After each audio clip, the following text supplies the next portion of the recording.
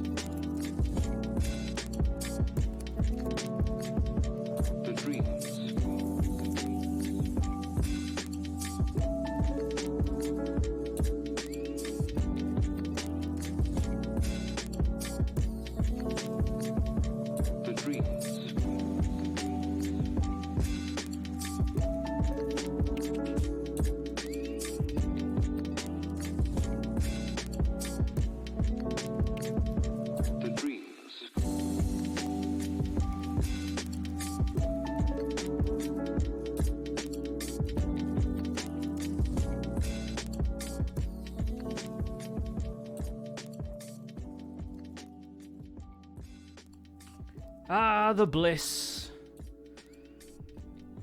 The bliss of full bitrate.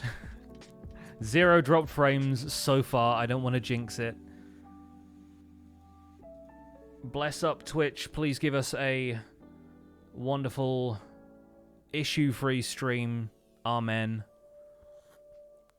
What's up, folks? How's everyone doing? My name is Pixlriffs. Welcome to your Sunday. What the heck day is it? Sunday Minecraft live stream. I was about to say Monday, and I was like, what?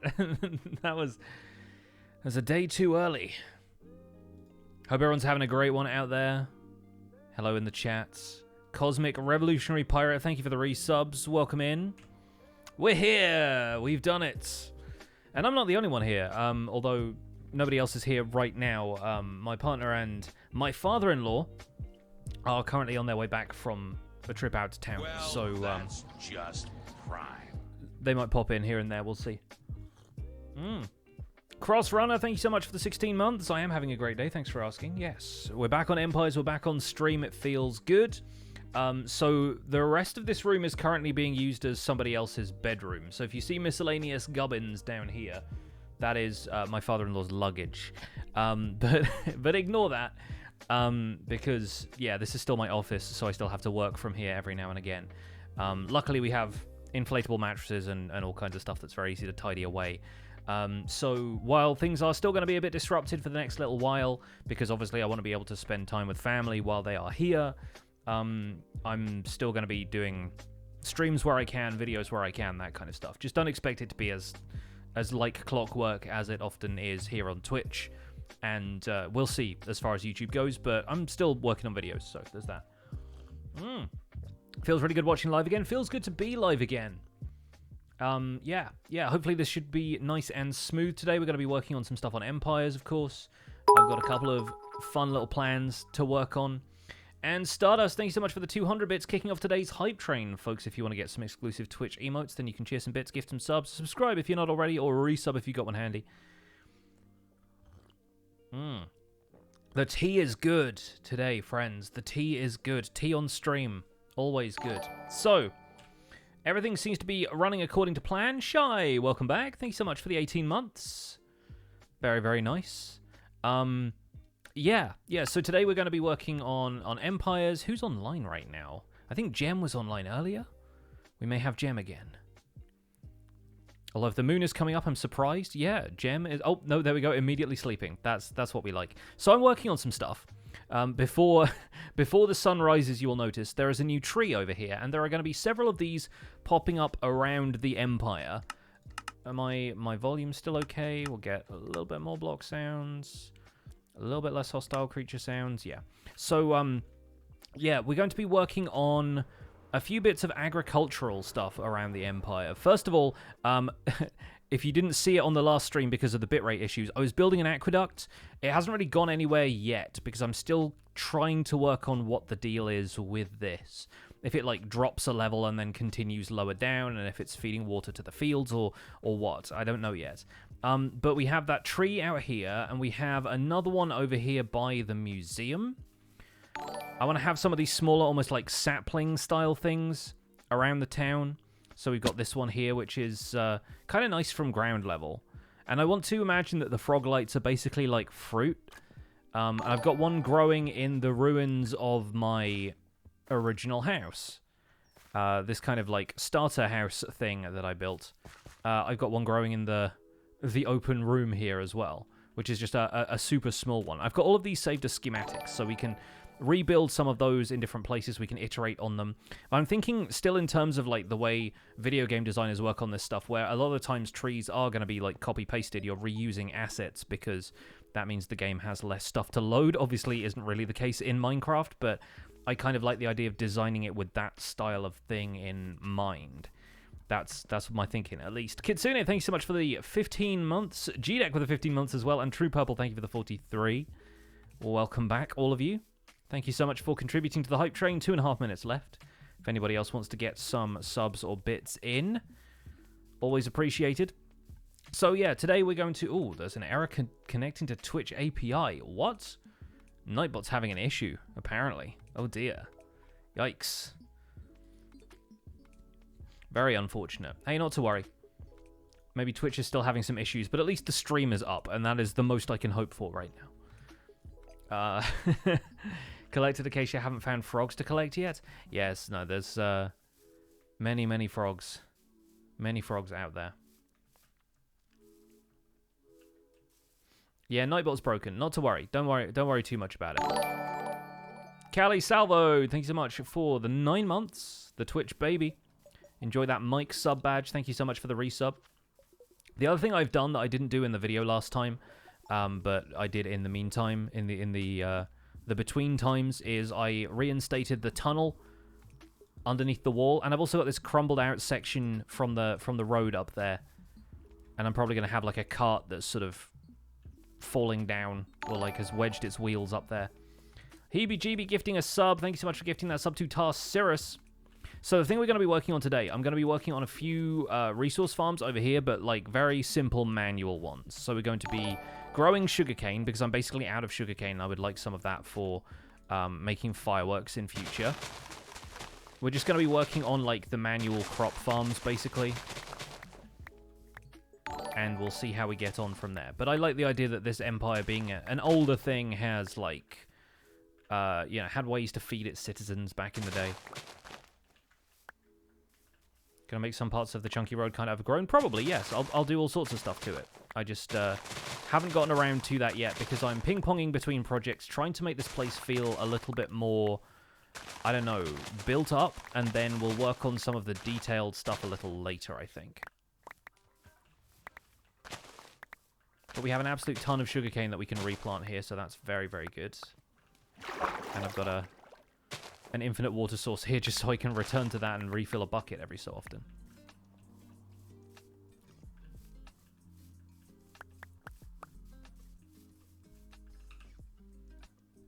And yeah, excuse how messy my inventory is. I'll try and tidy some of that stuff away.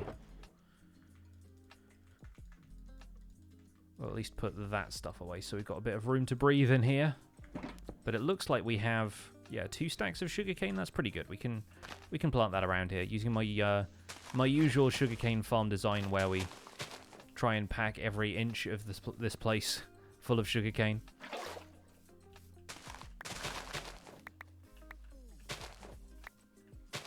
And the thing about this sugarcane patch is that it's not especially easy to farm without breaking some sugarcane you didn't mean to break. So, if anything, that's an incentive not to use this sugarcane farm too often, but more to have it as an aesthetic thing for the local landscape.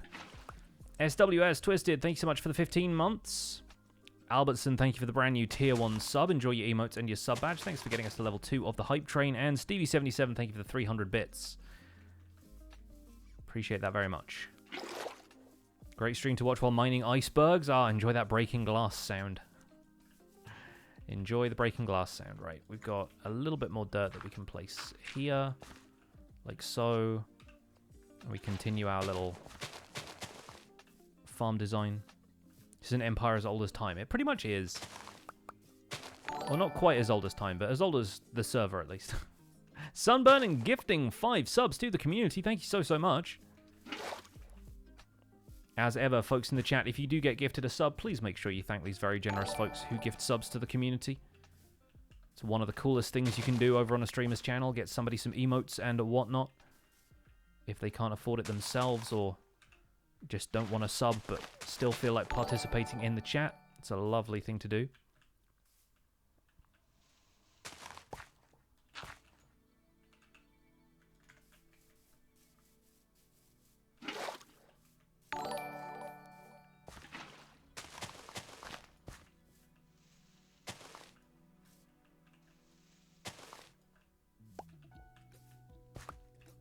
Getting a tiny bit of lag here and there, but it's server-side, not Twitch issues, so I'm kind of okay with that. Just a touch of block lag. A skosh. I wonder what Gem's doing. Hopefully nothing too intense.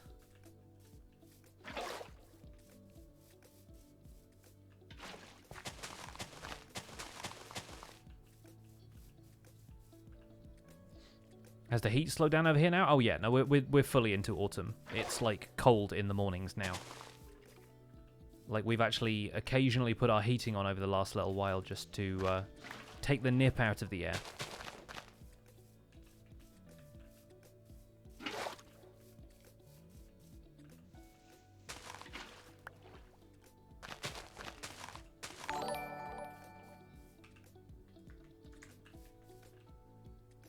Joey sells paper now? I know. But there's no reason why this empire wouldn't have a sugarcane farm of its own, realistically. I mean, I'm not trying to undercut Joey's business and I'm not trying to avoid paying Joey for paper, but I like having stuff like this around as aesthetic detail and almost like filler in a way for some areas of the empire that just need to look a little bit more substantial. But I can't spend a bunch of time building really detailed stuff everywhere. Oh my goodness. Revolutionary Pirate, thank you for gifting those 5 subs. Hamp with 300 bits. And Poster Nerd with the 8 months as well. Thank you so much.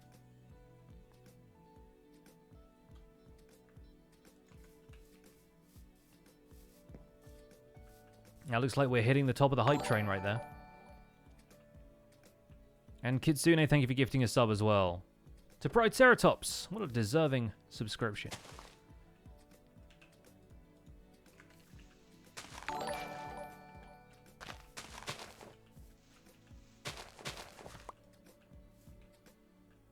Too late, but alas. Hey, no worries, no worries.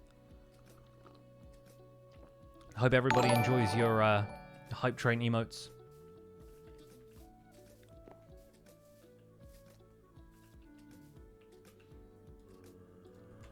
Alright. We'll expand this a little bit more. Whoa, okay. Okay. And Gem's got some low ping going on as well, so I wonder what the deal is there.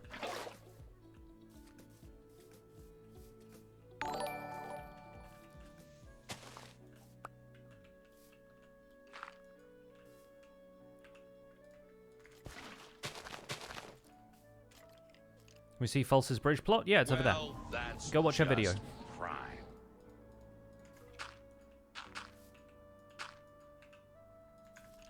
I'll probably cover it in my next video as well, because I like to keep track of what's happening on the bridge, but yeah, False explains it in her most recent video. Oh, wait a second, that's not right. That's not quite right. We want this one to be here.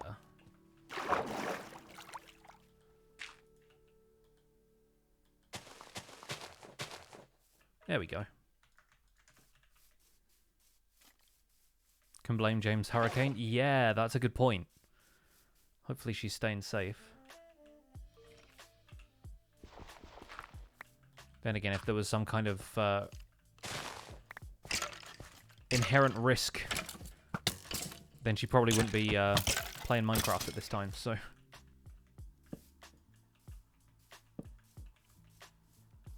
Smallish Beans joined the game.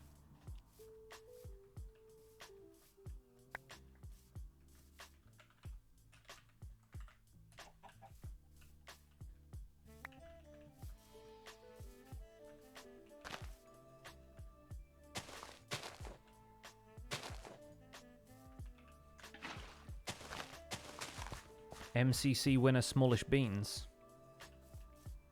In the lore, is the Empire old? Well, its name is Ancient Capital, so yes. That is the implication.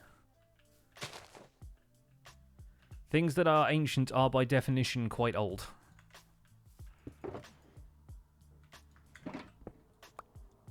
Do I have a favorite Netflix series? I haven't really watched all that much stuff on Netflix recently. The most recent thing I watched was Sandman. And I only got about as far as episode 4, and we haven't watched any of it since. But we just started watching Rings of Power, and Rings of Power is really good, so that's kind of taking the streaming series cake for me right now.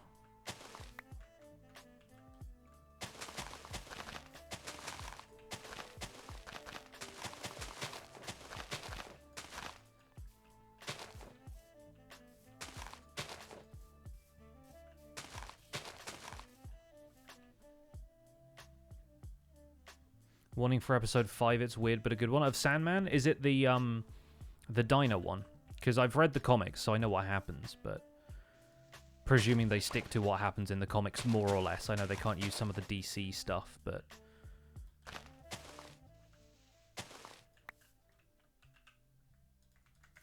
they can't have Batman arresting people or whatever, but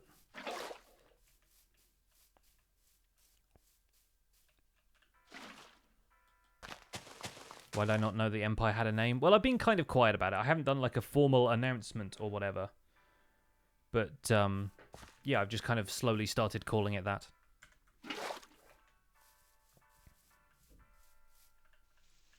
Well, that's Heard Sandman is good, but it has 18 plus right. tag. Oh yeah, no, it's a very adult series. Definitely some adult stuff happening.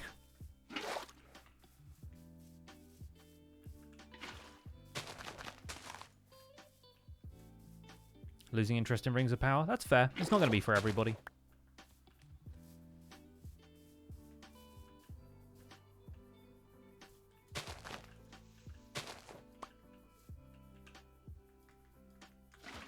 Money Heist is so bad? I disagree. I like Money Heist a lot. I think it's good.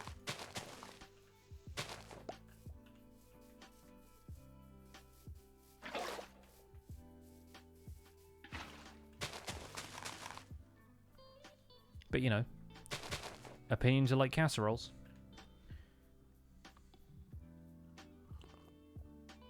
House of the Dragon's writing is much better. See, I haven't been watching it, but I think Martin's world and Tolkien's world are very different. So it's kind of interesting seeing what they do with each, but I think Martin's writing has the advantage of feeling more modern naturally, and obviously modern TV writers are trying to write a certain type of story. I think people have issues with the writing on Rings of Power because, like, they're trying to make it appeal to an audience like House of the Dragon whilst keeping the Tolkienian stuff. When's next Empire's video? Probably sometime this week. I haven't got a schedule right now because I've got some folks visiting. Or at least my father-in-law is visiting, and we're going to have a couple of other family members dropping in, so I don't have any kind of fixed upload schedule right now. Just be too hard to stick to. Rings of Power is meant to be a prologue for the next seasons. Well, yeah, but, you know, you've got to start writing a good prologue in that case. And I think it's working for me so far. I can understand why it's not working for anybody else, but I honestly think the stuff they're setting up is going to pay off in a way that makes a lot more sense later, but they're just trying to build suspense and build mystery when a lot of Tolkien fans, people who've read the books and feel like they know how this story should be going, are unsure why they're being strung along about something that they should know to begin with, and as such they think the writers are messing it up because they're not telling the story the right way.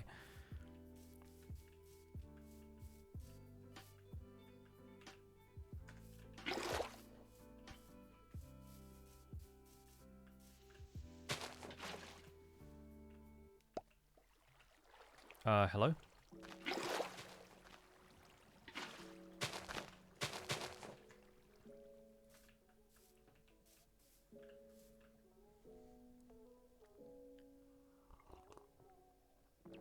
At the end of Empires Season 1, did anything happen to it like the other Empires? Did anything happen to my Empire? No. Because I already stopped doing the series at that point. So, yeah, I didn't have like an official ending for what happened to my Empire.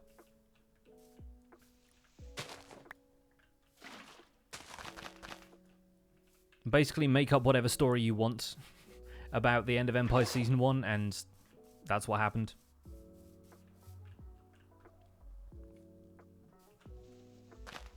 The thing where the show writers are trying to cater for those familiar to Tolkien and to newcomers and everything in between. Yes, no, it's a massive balancing act they're having to strike there.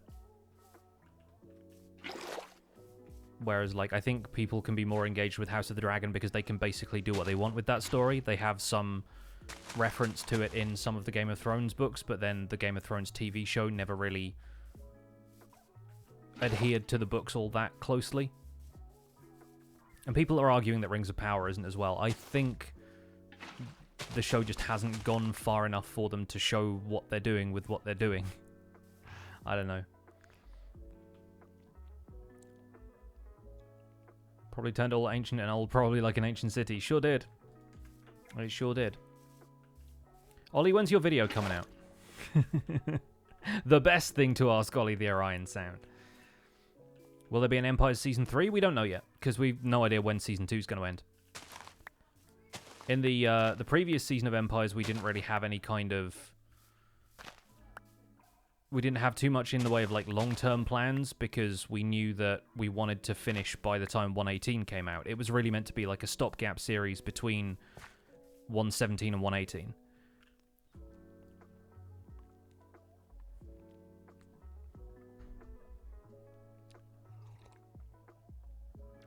You're almost done? Good. Good, I'm looking forward to it. I want to see more videos. I'm excited when you make a video, lad. That's all it is.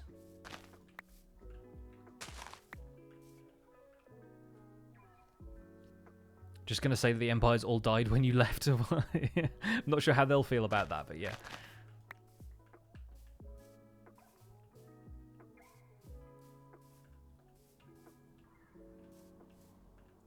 What am I drinking? Tea.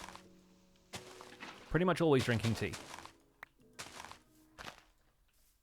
Tea or water, usually.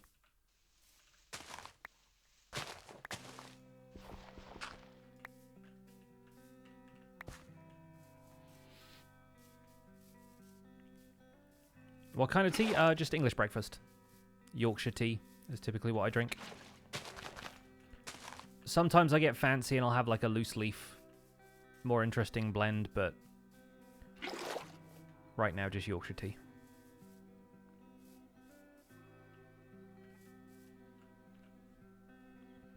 Would I say Laurelin? You mean Flower of Laurelin?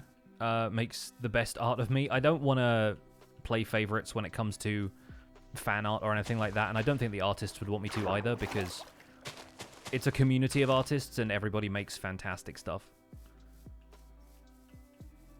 Like, everybody's got different styles, different takes on things. Like, it's all amazing to me. Like, one of the coolest things about doing this series is the amount of fan art it generates from all of the storytelling stuff. It's something that I just don't get doing Survival Guide. It's not the only reason I'm, you know, prioritizing Empires over Survival Guide right now, but the community for Empires has come up with some such, like, amazing art, and I don't tend to get that with Survival Guide because it's not story-driven, right? People like drawing characters, and whatever I am in Survival Guide, I'm almost certainly not a character.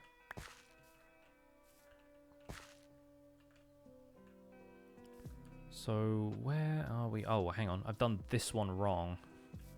I'm looking at the way this is laid out and thinking, nope, that's not right.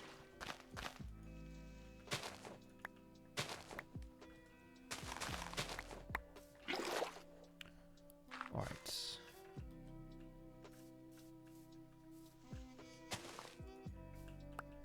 Definitely more fan art for Season 2. I mean, there's a fair amount of it for Season 1, but either way, it was just unlike anything I'd ever done before.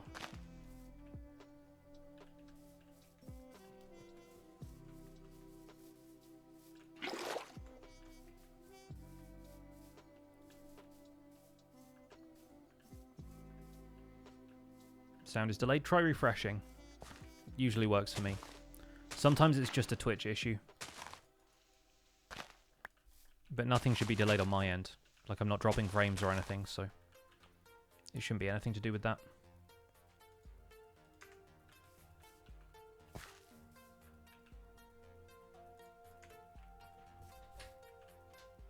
Hello. Noah's still Oh, is he? sleeping in the room. I wasn't. That's really funny. I wasn't expecting him to be in something. I was like, is he still there? He is still there. But we're back. Hi. Did you get everything you wanted? Yes. Good. Want to check? You got some tea on your mustache. I'm sure I do. Okay. How's things going? Things are fine. Yeah, just having a nice domestic stream, just planting stuff. Nice. Chat says hi. Hello. Do you need anything specific? No, I'm good. Okay. I'm gonna go downstairs. Alright. Yeah, I'll be done at the usual time, like 6-ish. Winnie T. Ford, Sprocket, thank you so much for the resubs. G of the F, thank you so much for the 500 bits. We also had 5 months Prime from Lizzie Bell, thank you so much. Hope you're all doing well. I think what we want to have is we'll have like a cobblestone wall around here. I want to start actually marking some of this stuff out, putting paths around that kind of thing. Well, Do I like PG that's tips? I mean, I like it as much as prime. I like it as much as any other type of tea, but I think Yorkshire tea is probably my favorite out of like the English breakfast crowd.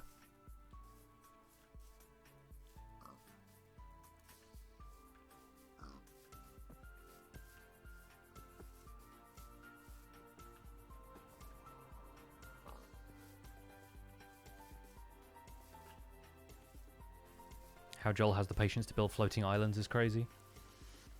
Joel is a mad lad. We have known this. This is known.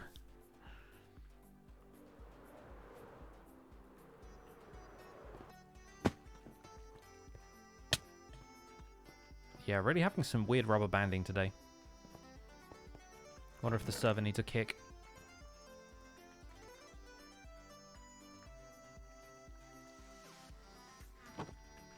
Do I have a stone cutter on me? Somewhere? Maybe in here? Yeah, I do. Good. Good.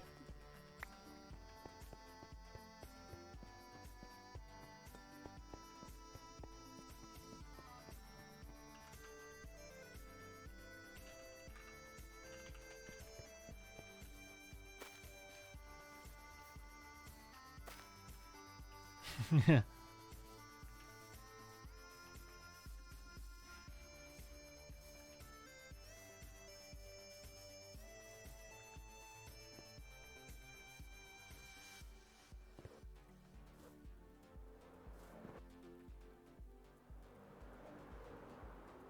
So for folks who are wondering if I was going to do any more stuff with like the golden ratio and whatnot, if you come up here and take a look at the whoa. I was going to land on that tree, and I still am. I can make it. There we go. If you look at the way these pillars are spaced, each archway in here, it's the Fibonacci sequence. Or like it starts off that way, and then this one mirrors it, and it goes back down. So it's 3, 5, 8, 13, 13, 8, 5, 3. It's just the easiest way of making sure it adheres to the golden ratio is just follow the Fibonacci sequence.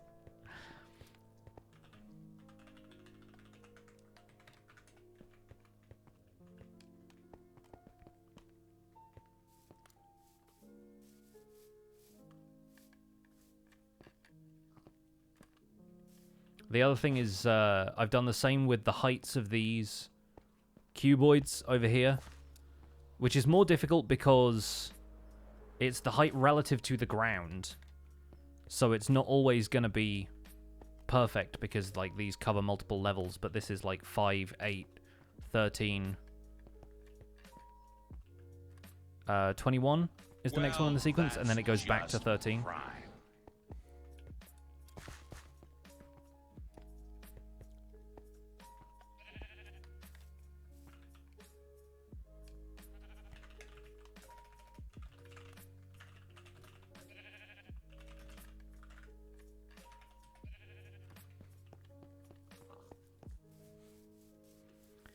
Well,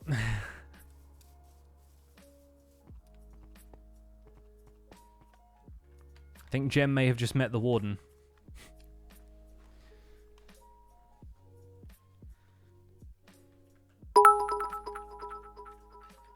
Jonathan, thank you so much for the 100 bits. And Lakita with the Prime sub. Thank you so much for the Prime sub. Spurkinator, thank you for the 2 months as well. And the Great Wang with the 11 months of Prime. Thank you very much. Yes, everything does seem to be working for me today. No issues as yet. Fingers crossed and all that.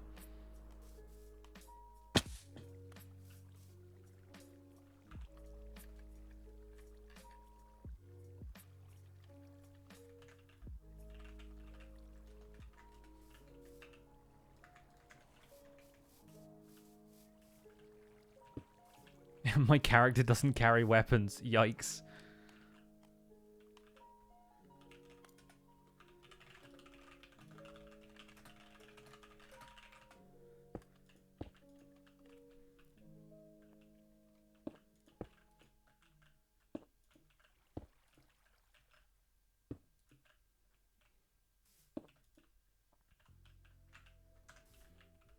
You know what else I could use for this? You know what I really should use for this?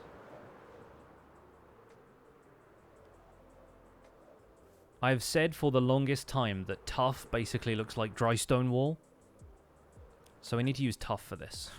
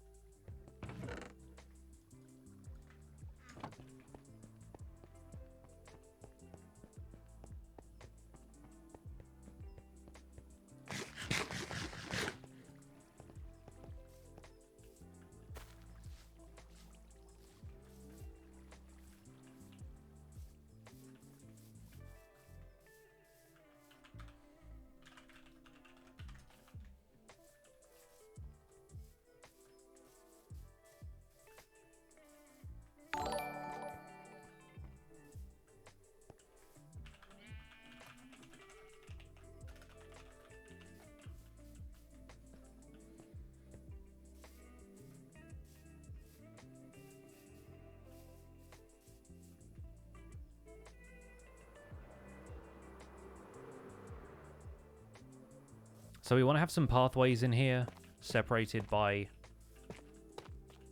dry stone wall. Like a little lane of sorts.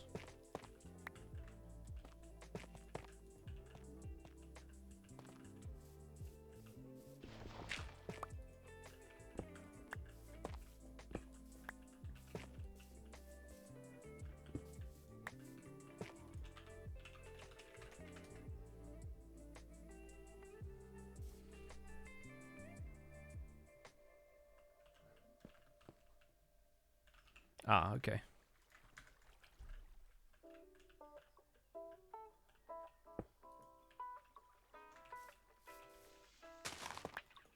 Can I visit Lizzie's Empire? I don't know if she's built anything recently. I don't want to spoil anything.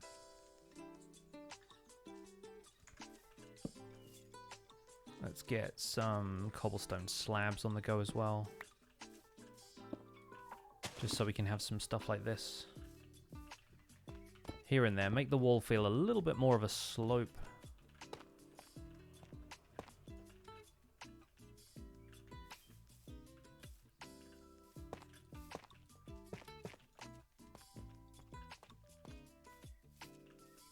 And that can divide some of the fields up. We need a bit of space around the outside here as well. For, like, pathways, you know.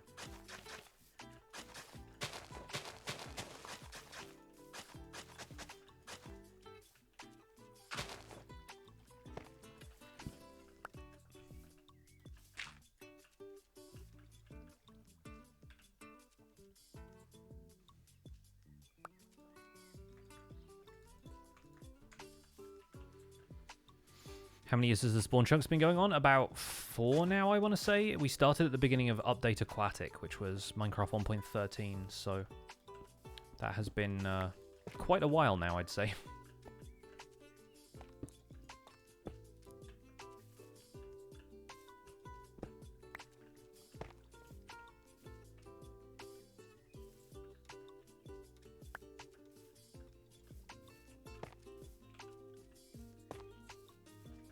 I'm going to take this tree out, and we're actually going to take down a few of the trees around here because I don't want there to be acacia everywhere.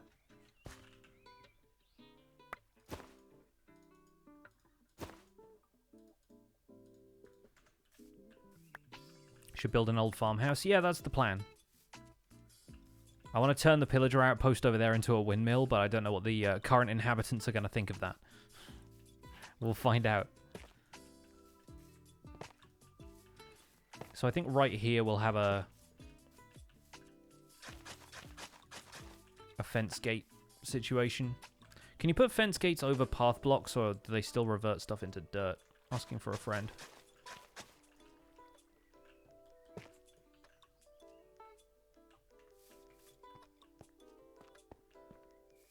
Is there something I don't like about my character in the SMP? I don't really have a character.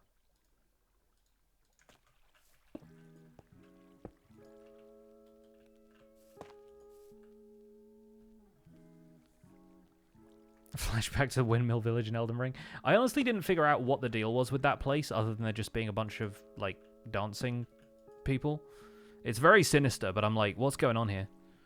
I don't know if there was anything specific to discover there in terms of lore, or if it was just, like, just meant to be kind of weird and creepy.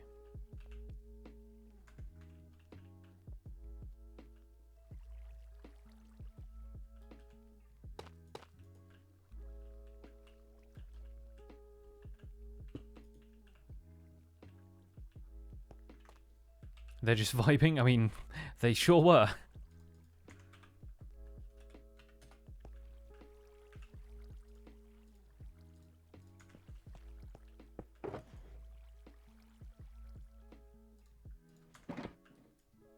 Still wish you could do anything with tough in a stonecutter, but here we go.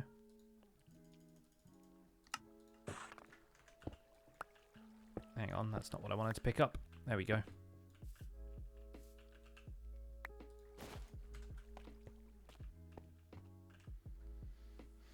New wheat texture looks really good. That's Fwip's work.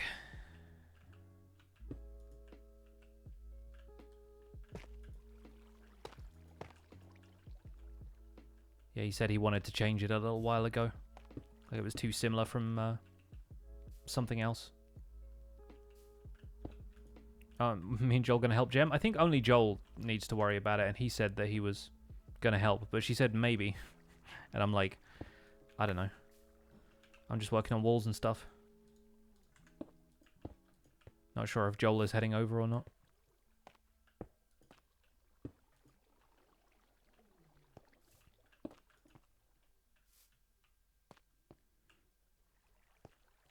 Really like working with tough. They should update it. Honestly, like, I'm fine with it being a solid block if that's all we're ever going to get, but it would be nice to know one way or the other if that was the case. I feel like they're keeping their options open, right?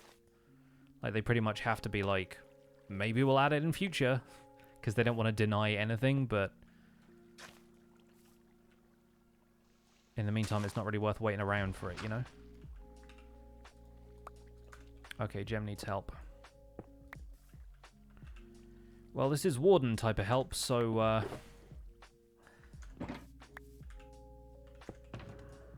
let's find something to stick all my resources into.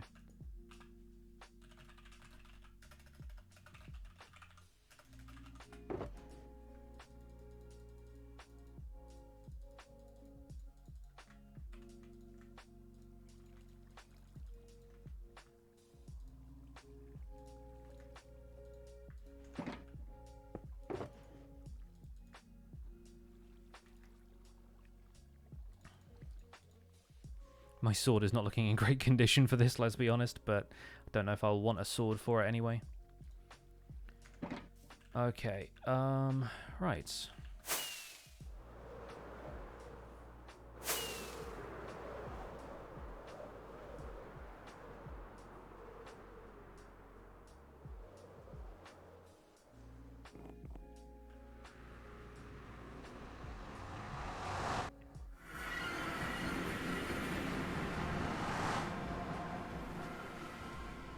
Which way is Gem?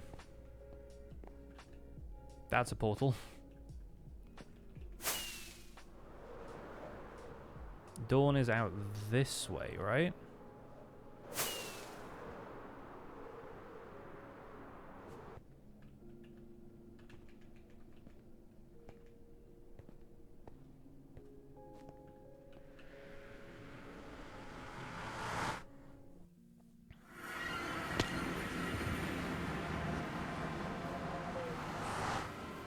I don't Very have effective, lava. to be honest.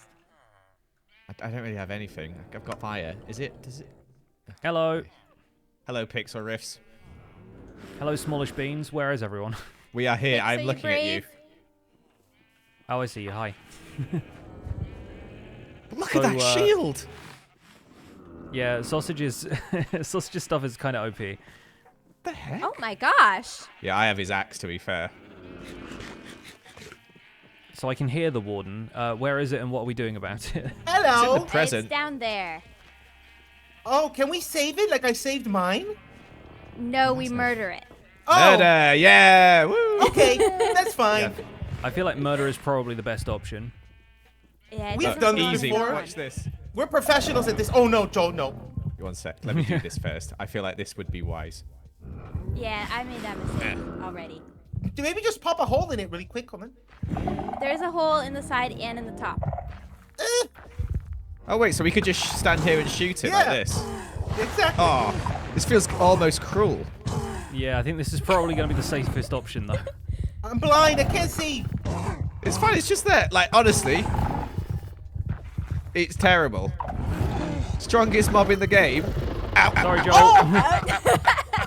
I heard you. I heard a talking ding. about I it. might have just shot Joel. I think Oh, that was you. might have been me. Oh, Okay, that was gosh, ow, ow, Joel. ow, ow, ow, ow, ow. Okay, I'll just I stand a can't bit see further nothing. back. This angle. Surely it'll hit these two first. Where's this? Where's the hole? I don't know. I can't see it. There it is.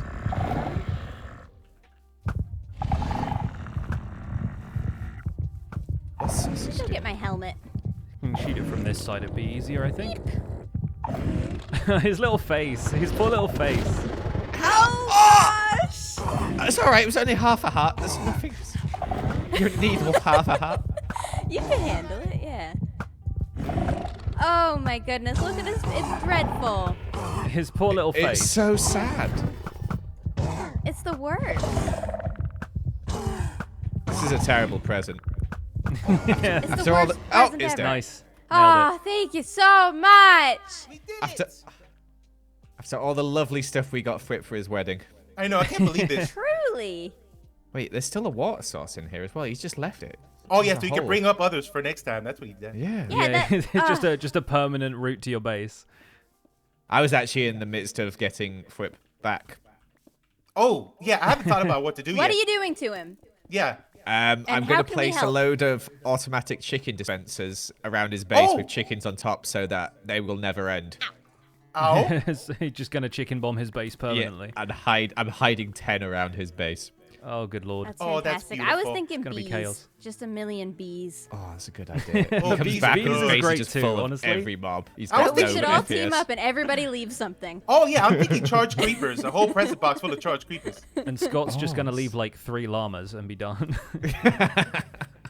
Oh, here a gift from the death. Well, And hopefully also- this has turned your day around, Gem. Yeah, it has. I think I've spent my entire puppy's nap doing this, though, so I don't know how Aw. much more I'm going to get to do. Poor Winnie. Oh, here, your gift. Also, put that on. Put it on your head now. Yeah, put it on your head. It'll look nice. Oh, Yeah. glorious. Wait, she's a What a water makeup. killer! Horrible. Get her! Ah, Joe! Ouch. Okay, Okay. all right. Goodbye, you're welcome. Thanks. That was fun. I didn't do anything. Oh, Jen.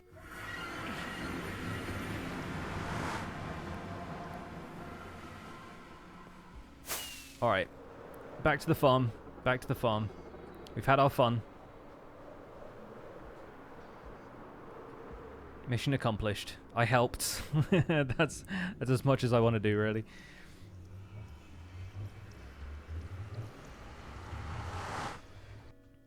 All right. Anyway, back to doing a live stream.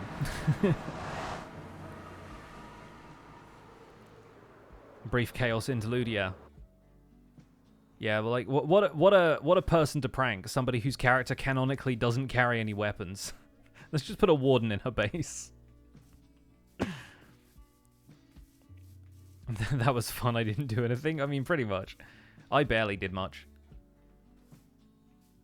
The thing about the warden, like, the way that prank is made substantially more harmless is that it's just like it's in a box already, so like you can literally just punch a hole in the box and then stand back and shoot it. Gem is a canonical pacifist. Either that or she's a bare fist fighter, but that's not really going to help you against PvE mobs. It's the Queen's rules, fisticuffs kind of approach.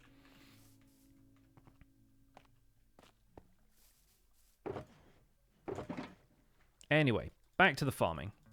Back to the peaceful farming life.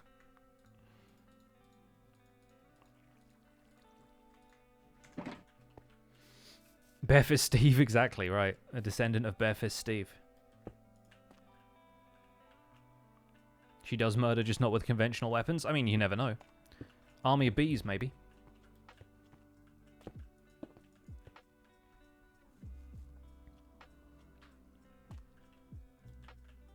It's leaving open potential options for her to become some sort of like vigilante crime fighter later on. I know Catherine kind of has that vibe sewn up, but you never know, right? Anyway, I can turn the sounds back up again. Sorry if it was a little echoey for you because of the speakers being on.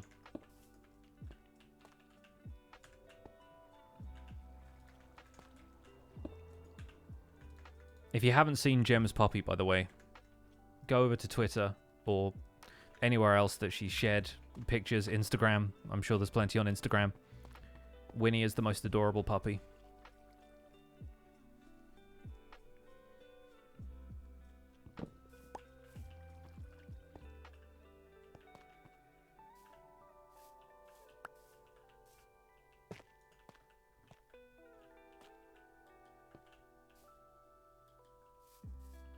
Do I have any pets or planning to? Not right now. Used to have 2 cats. Would love to have cats again, but right now we're kind of enjoying our freedom and not having to worry about, like, getting people to watch them if we go out of the house for a day or 2, that kind of thing.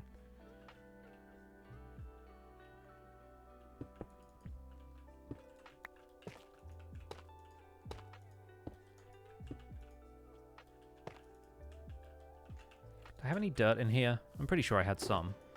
Yeah, it's plenty. Bit of regular dirt in there as well.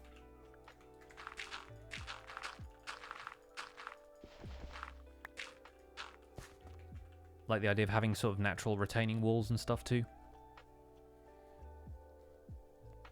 Remember watching a hardcore series where they almost lost their world to bees? Well, bees poison you, so yeah, leaving you on half a heart is not a great proposition for a hardcore player. Although I don't think the poison effect lasts super long, so... Does invisibility potion work on bees?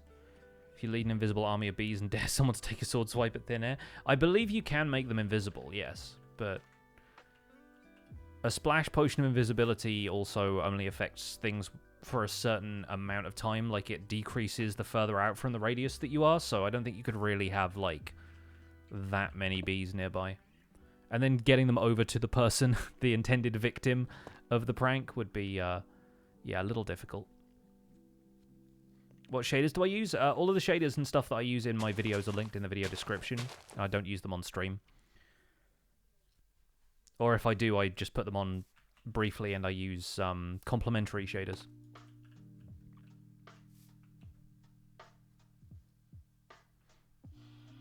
Bees suck IRL and in Minecraft. No, bees are lovely in real life.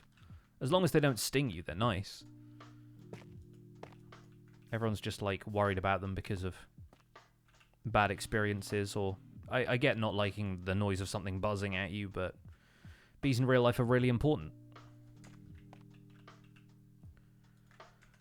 When am I going to get my gear retextured? I don't know, to be honest. I don't really have any grand ideas for it. Like, I could do a couple of bits and pieces, but the artist who's working on all of our stuff, and we just have the one artist working on it because it saves issues with different people using different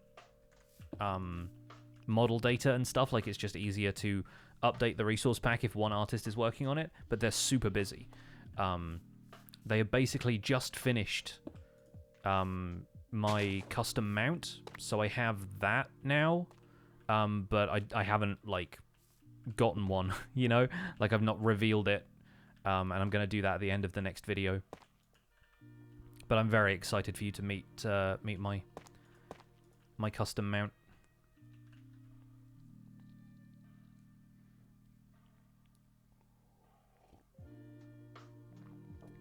Most of the time I get hounded by yellow jackets when I eat outside. Yeah, there are some that are definitely very aggro, like wasps and yellow jackets, hornets, like, they're not great. But bees are a different thing entirely.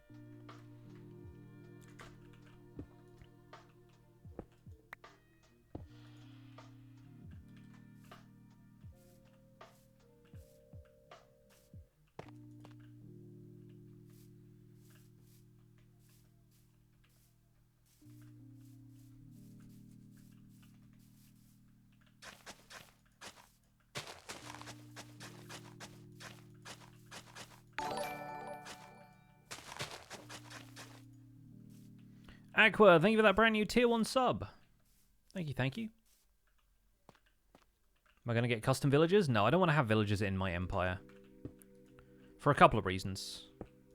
Honestly, it would be nice if pillager patrols didn't spawn around here, and having villagers as a deterrent to that might be quite fun, but yeah, to be honest, I don't really want to have villagers as part of my empire.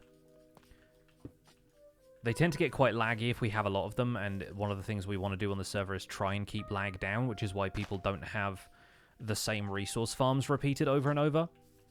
Is part of the reason the whole empire concept came up, is so that people could just claim one resource and then we wouldn't all build an iron farm, for example.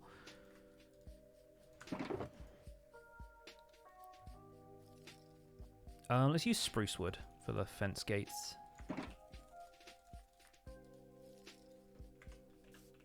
I'll need more sticks for that.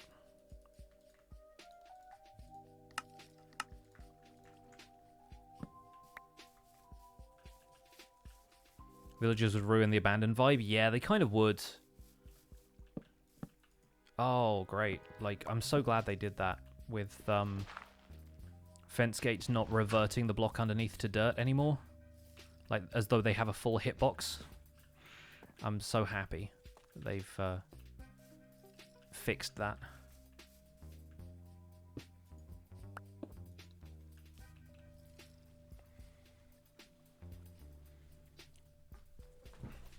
Could keep a couple of villagers in tents like they're working as archaeologists or historians. I mean, maybe, but again, like, I don't want to lean too heavily into that. That's more of just an excuse for why I'm here when other people's videos come up, right? Like, it's not necessarily going to be my vibe for the whole season.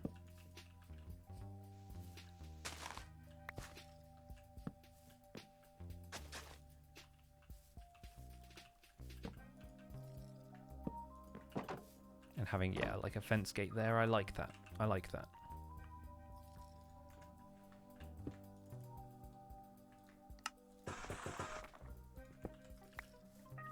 Do I like Whip's texture pack? It's good, yeah.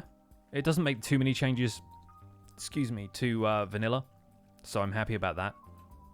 It's mainly just foliage. It's just like leafier leaves, croppier crops, that kind of thing.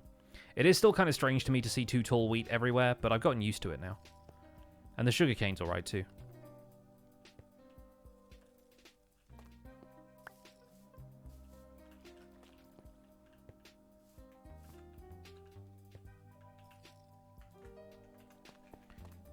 We can grab some mossy cobblestone to detail some of this too.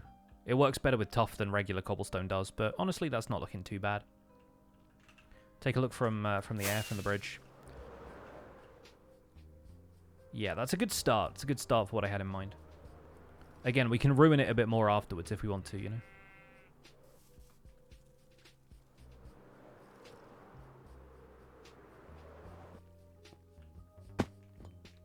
Aqua with the tier 1. Okay, the River Cat with 15 months. Sorry if I missed that one earlier.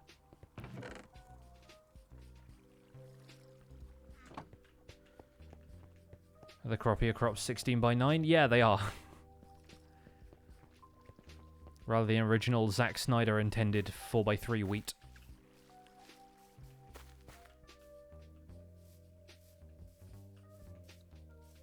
Will the patch of wheat in front of the catacombs stay? Probably, because the way I imagine this happening is that maybe like some animal or something has eaten some of the wheat, has pooped out some of the seeds over here, and then like some patches of farmland are going to pop up inside the capital itself. And that stuff has survived because it has this water source running down from the hillside and stuff, you know? I don't really want to do too much to remove old stuff that I've already put here, and maybe I'll adjust the look of it in time, but I'm not that worried about it.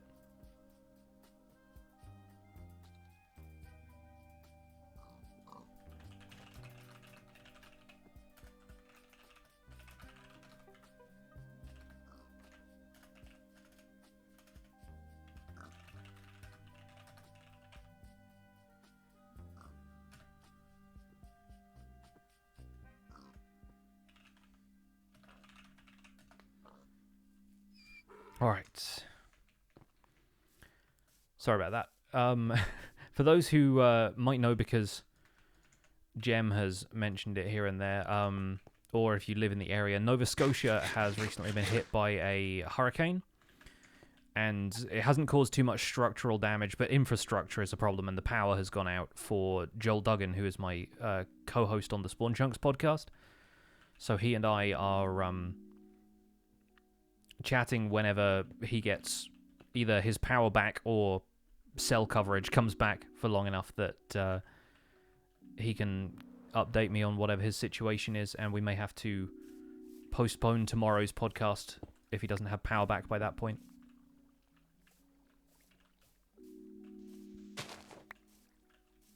Hey, that's where I'm at. I mean, from your name, I would never have guessed. Beer poutine bacon. I hope you are fared better than Joel did in the storm. Obviously, it's going to be a matter of whatever like local power companies and stuff are able to do to get people back online. You live in New Brunswick? Oh, cool. Okay. Yeah, Joel's over in Halifax. And yeah, latest estimates seem to indicate that he should get his power back sometime overnight, but again, it's going to be patchy coverage. 500,000 without power yesterday? Gosh. Like, I'm frankly impressed that it didn't do any more damage, but it's different when a hurricane or a tornado hits the US versus somewhere like Nova Scotia that is built to withstand the elements a little bit more, you know? Because obviously, like, in the US, a lot of the houses are made of wood and drywall, and it's all there to, like, let the heat escape a little bit because they're used to a hotter climate, whereas in Nova Scotia, they really build those houses to last. Newfoundland got hit pretty bad? Yeah, that's where Jem is.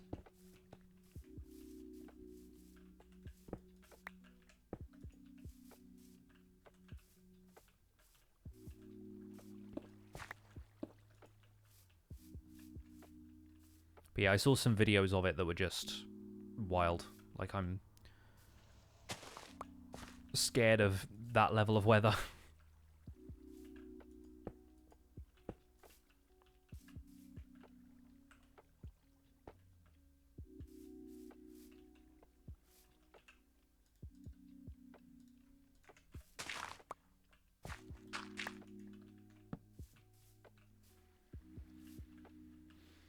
The quickest way to earn 2,000 channel points, subscribe, because genuinely, subscribers get more channel points. You get like a boost to your channel points. Outside of that, just stick around and watch the stream. Like, we don't tend to do channel point gambling stuff often on this stream. And I know, like, oh, people are worried about gambling on Twitch. Channel point stuff is not the same thing. Like, predictions, as they're called, are not really gambling because the currency doesn't matter. You can't exchange it for actual goods or whatever, but yeah, you basically just have to hang out and watch the stream, which hopefully is tolerable for you.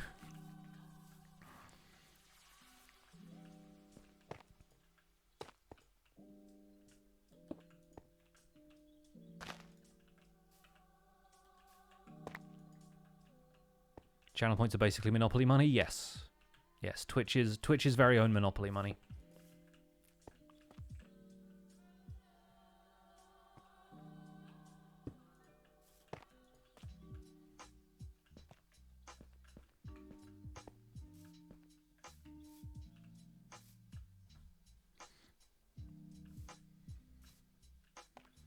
Almost fire season there in Australia? Yeah. We had a really dry season in the UK, and it was the first time I'd ever heard of, like, spontaneous fires happening in, like, parts of London and stuff. When do we pass go and collect $200 or pounds? That's, when you get a nerd resub, I think. Speaking of which, Hillary, thank you for the 11 months. Just a month off.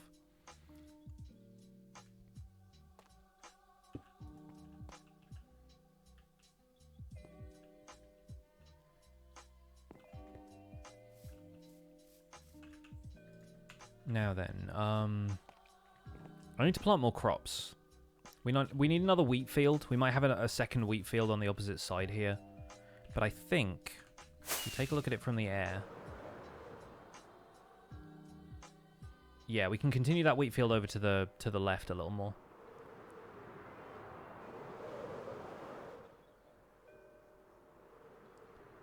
Can droppers move more items than hoppers? I mean, if you're looking at powering a dropper on a 60 hertz clock, then presumably yes. I think maybe it has a bit of a cooldown, but like a hopper moves an item every, what is it, 0.4 seconds? And if you do something like this, where you've got two observers facing into each other, so the redstone pulses really quickly, then, you know, a dropper's going to move an item as fast as a dispenser can move it. And then you do this.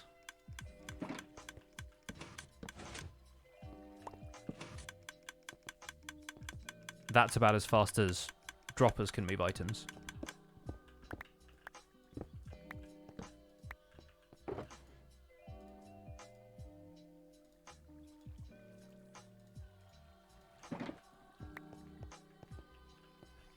J Sketchpunk with the 11 months. Thank you for the 11. Any tips for custom designed birch trees? I mean, depends what you want out of them, really. If you're trying to get them to look like real-life birch trees, you just got to go tall, maybe add a couple of other branches, make the leaves into a kind of more slender shape instead of this kind of squat Minecraft triangle. Honestly, when it comes to real-life tree recreation, if you're looking at reference images of trees, like I recently started working on some trees for this area, and I want to do some spruce trees,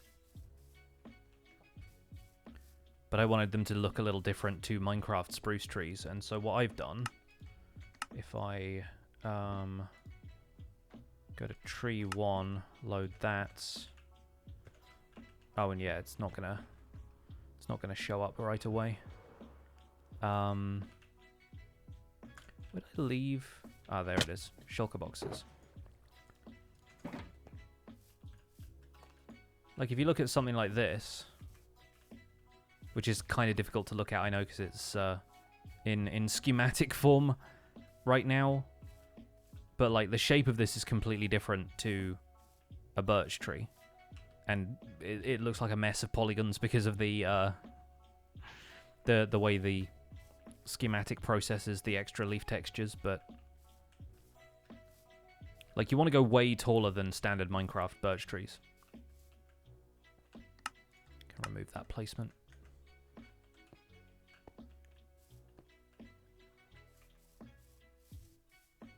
Get out of edit mode as well. There we go.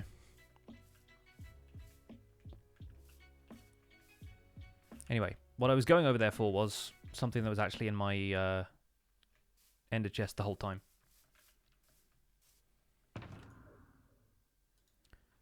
Because in here somewhere, we do have it in here. We have this. Now, where are we going to get the water from? Maybe like here?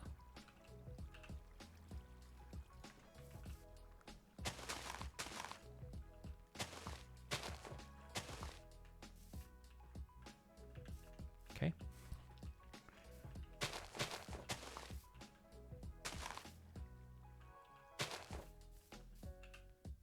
We'll start there. Did we have a water bucket in this?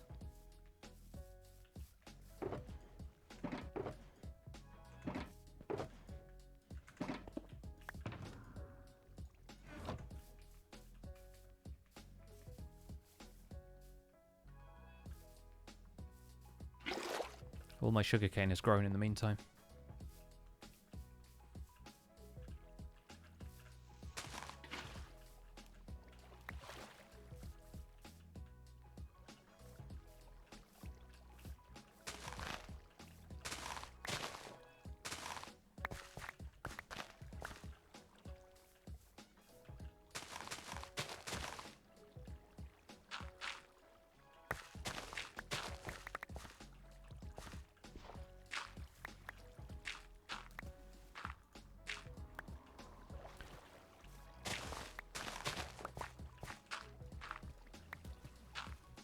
Oh, there's a little cave down there. But not anymore.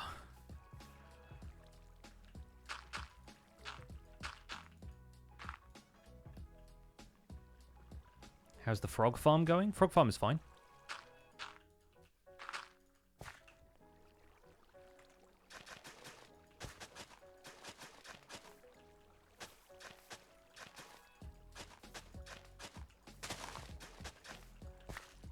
A little bit more wheat seeds.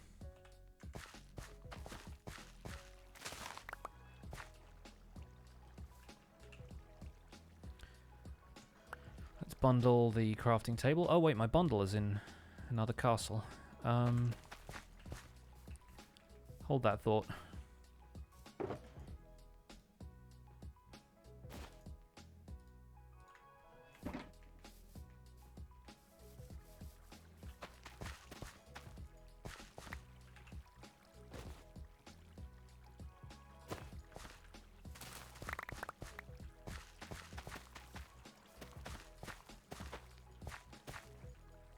When will I set up more farms? I don't know.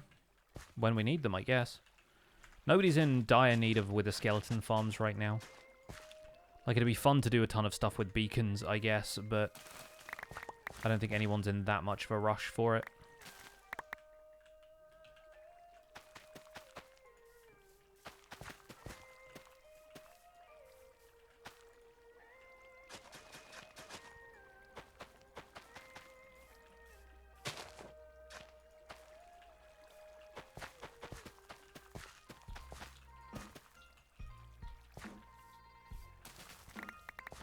Do it for the coal. I've got loads of coal. Been doing enough mining because I go and gather stone for builds like this on a fairly regular basis that I have a lot of coal. I haven't been doing that much smelting either.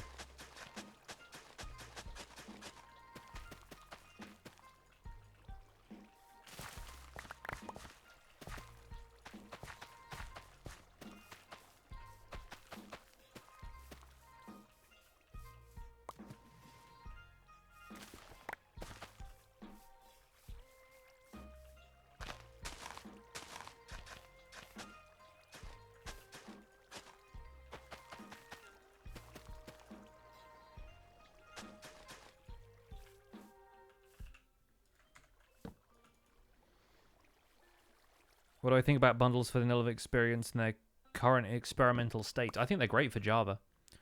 I think obviously the problem is not that they are poorly implemented, it's the fact that Bedrock Edition has no real way of using them on mobile. That's the difficult part.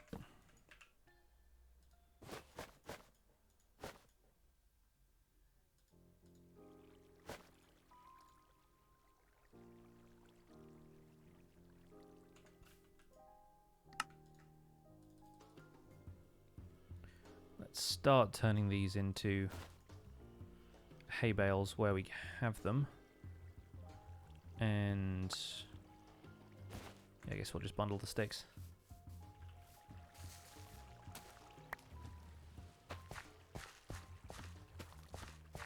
I probably have a ton of wheat seeds somewhere else as well.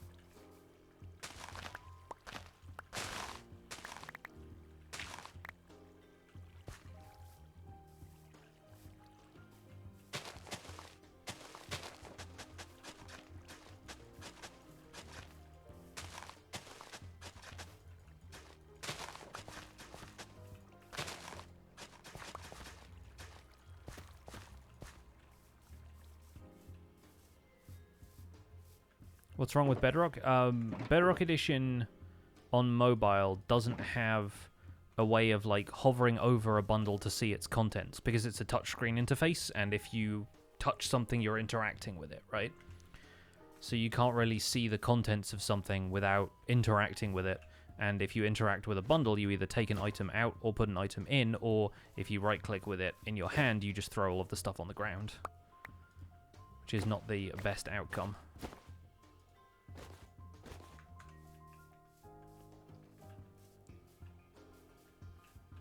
Honestly, not a fan of the bundle crafting recipe. The data pack we've used to implement them on Empires just uses leather instead of rabbit hide.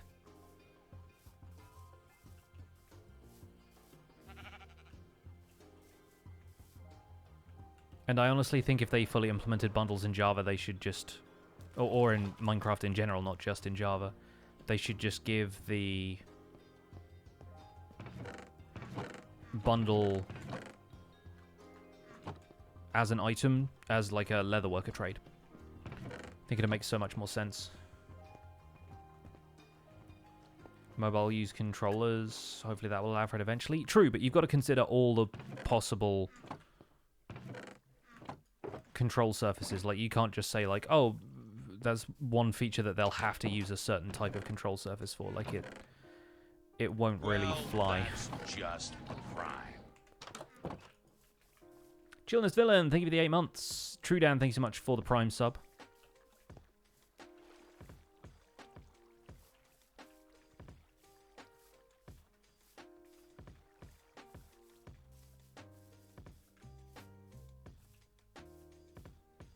See many YouTubers wanting an inventory update. I don't agree with them. It's just them who wants it. It doesn't suit a normal person's needs. Well, it depends what kind of normal person you are. Like, I think a lot of people are just taking on more ambitious projects lately, and they're feeling the pinch as far as inventory stuff goes, but that's just a natural progression of wanting to improve your craft. No pun intended. Like, you want better tools as you improve as a builder. And as far as inventory goes, the progression is just standard player inventory, chests, ender chests, shulker boxes. That's it. Like, there aren't really any other containers aside from, like, yeah, you build a redstone sorting system, right? Which isn't going to be for everybody, but is probably one of the most useful things you can do with redstone in Minecraft. One of the most broadly applicable things you can do. Prime.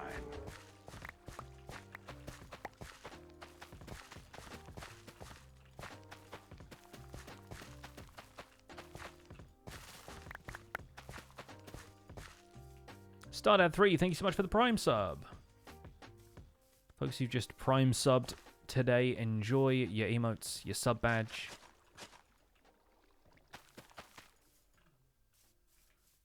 Welcome to the Pixels.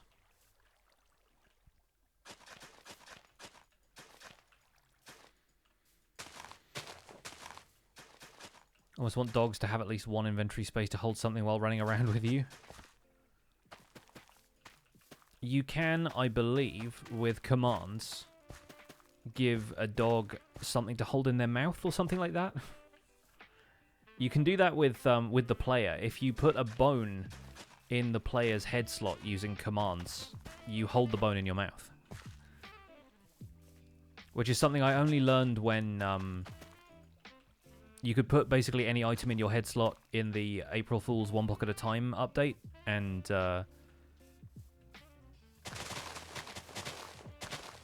I did that with a bone at one point, and I was really surprised, and I thought that was part of the April Fool's thing, and they were like, actually, no, that was just something that's always been in the game, it's just you don't have access to it in survival.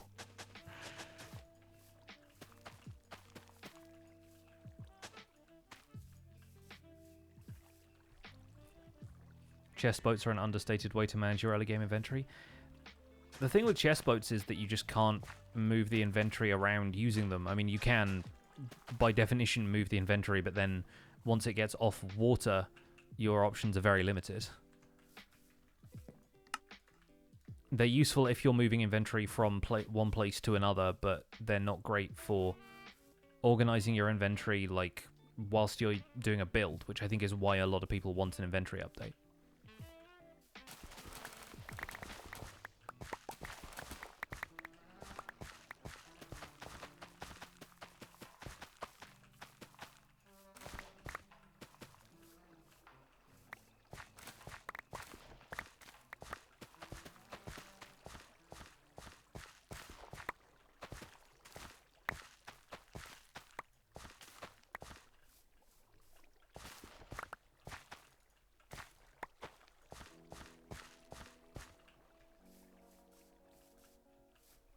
How an inventory update even work? Well, they would have to come up with some sort of universal solutions to helping players with the problem of having a full inventory. And there are any variety of options with that stuff, but it just depends what's going to work for the broadest amount of players. Like, people say an inventory update like it's the most obvious thing in the world, but obviously it's Mojang who has to figure out how that would work. Like, some players have had good ideas for it, but there is no one inventory solution for everybody, because everybody uses it for different stuff, everybody uses it in different ways.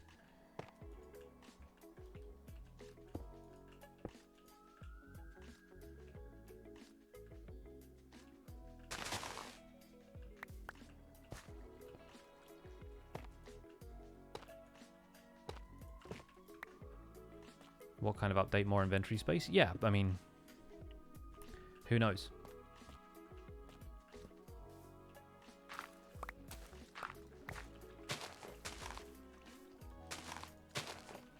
Again, it's one of those things that it's going to be different for different people.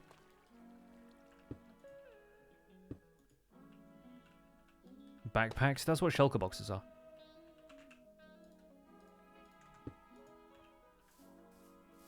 And I feel like the problem with any kind of inventory thing that seems super obvious, right? Like anything that you're like, oh, backpacks. Mods have done it.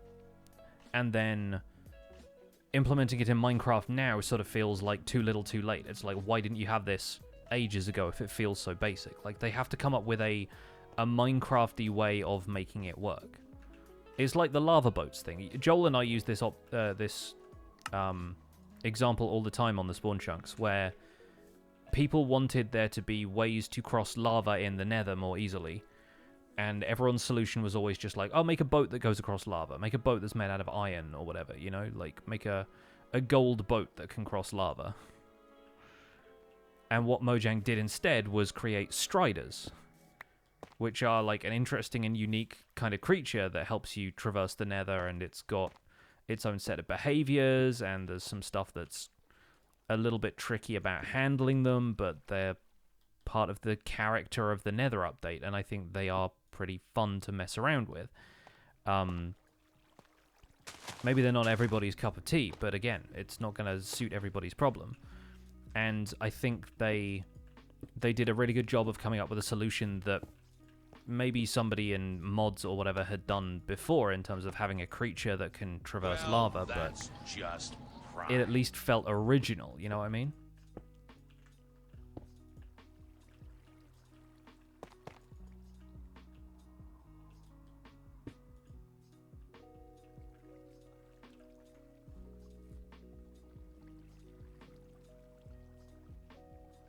Technically a laser part of an inventory update. I mean, yes, but yeah, so is anything that interacts with your inventory, you know? I feel people keep talking about an inventory update as if there's just going to be one thing that resolves all the problems. I think my major problem with inventory, whenever it comes to discussing Minecraft's inventory, is that there's always going to be like a power creep problem, wherein if you get more inventory space, you just get used to having more items in your inventory, you fill it up just as frequently, you just, you know, fill it up with more and more items. Like, if you've got room for, what is this, like, this is 36 items, right? If you add another row of 9, you've got 45 items in your inventory, you're going to start building houses that need 50 different items. Like, it just works that way. And so I think having another row for your inventory is like a solution that works for all of the stuff that we're building now. It is not a solution for all of the stuff that we will be building in, you know, a couple of months after an inventory update like that. More inventory doesn't solve anything. Smarter ways to manage your inventory have a lot of different options. And some of the stuff that people have talked about when it comes to like sorting different types of items into categories. So if you have like slabs and stairs, all of the slabs go in one slot, and then you just like open that out from a list of slabs in that inventory slot, and then I could select mossy cobblestone slabs or spruce slabs or whatever from the same place. But then that leads to the problem of your inventory being less tactile because you can't see everything that you've got in your inventory all at once. And so there's issues inherent in that, like user experience issues, where you open your inventory and you go, oh, I don't have any spruce slabs, when actually you do. They're just hidden behind the mossy cobblestone ones. Do you get me? Like, it's tricky to show all of that stuff visually. And then if you shrunk them down to icons that were like half the size, then that's not going to read well on super small displays. And there's just so many different, like, solutions that seem obvious until you consider them for a couple of seconds and you're like, wait a minute, no, that's part of the problem.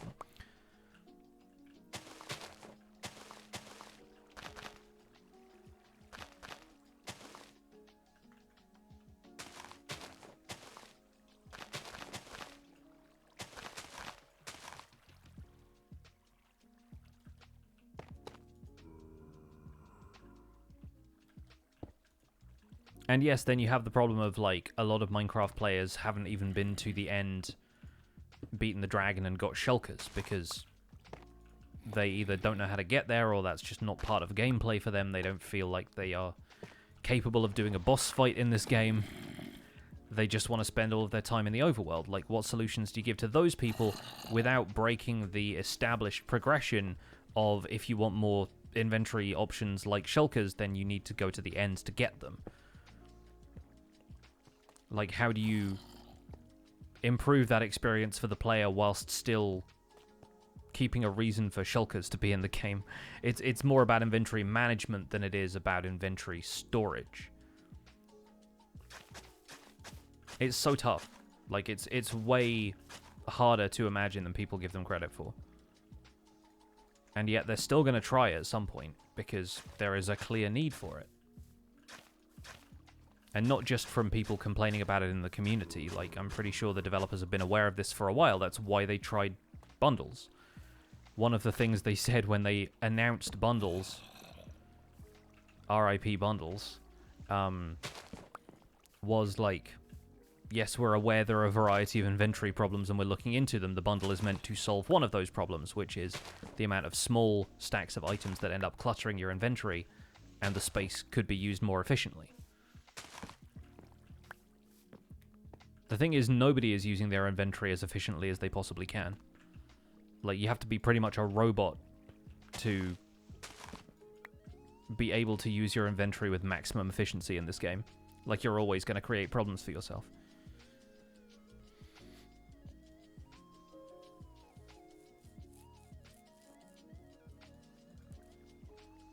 Do I have a warden head? No.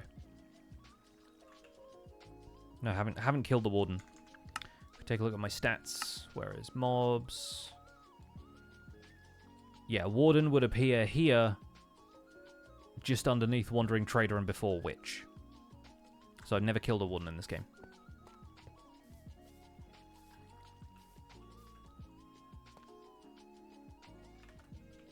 Just gonna free cam this. I like that. I think it's cute. We'll do another field on the opposite side. Puppy is snoring, apparently being up for an hour tires you out. Well, that's puppies, isn't it? It's like cats. They nap for like 17 hours of the day. And then they get up and they eat, and then they go back to napping. And you're like, sure burned off that energy, didn't you? Sometimes there's a lot of energy required in just being a cat, it turns out.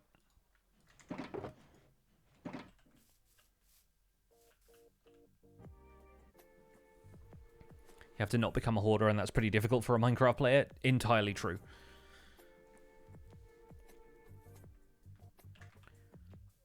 Mojang should come out and say we have an inventory update. It's called being organized. Here's the thing. They came out with an inventory update. It was called one block at a time, and you didn't have the inventory.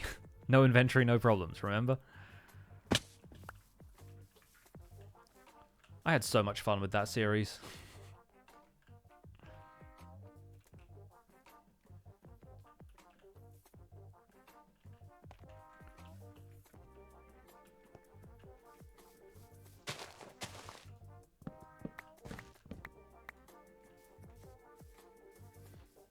One block at a time was so fun to watch. It was so fun to play.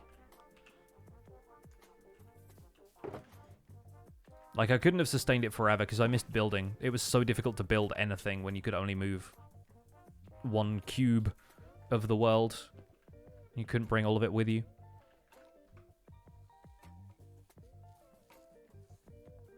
Inventory management is a more suitable route for an update versus just adding more space. Entirely agreed. It's just what, like, inventory management solutions do you provide? Like, there are so many, and so many of them feel so obvious that it seems silly they haven't done them already. Which I only take to mean that they don't want to do them already because they have other solutions in mind, or other solutions will present themselves later, which will feel more in line with their vision for Minecraft in general.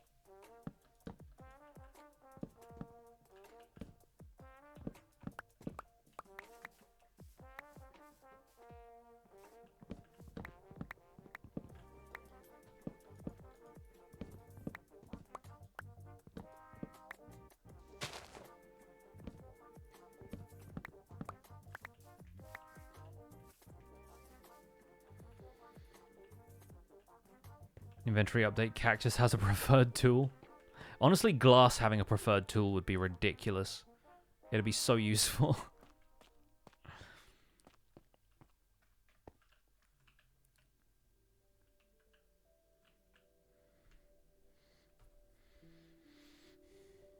Just have the hoe do everything? Yeah. Mm-hmm.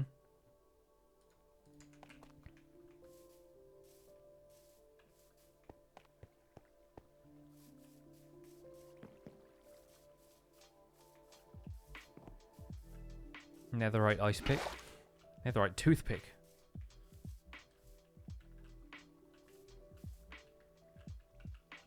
See, I don't know what we're going to do here, but there's got to be a path leading up to this now, because I use this route often enough.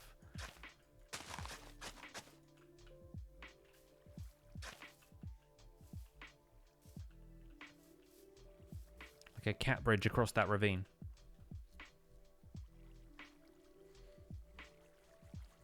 Honestly think Bedrock needs more Java aspects.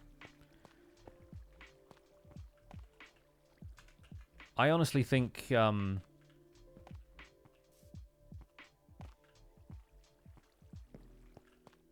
like some of the shortcuts that are available to us on Java could work on Bedrock, but again, the problem is how do you make them possible for mobile players sometimes? Fallen log bridge across the ravine. Maybe.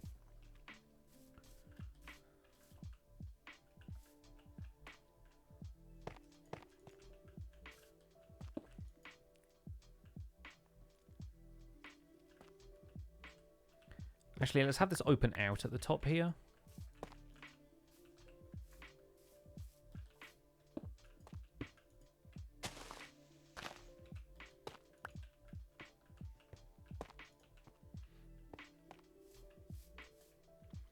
Honestly, would be all for a quality of life update. Including what? What would you change? What would you improve about our current quality of life?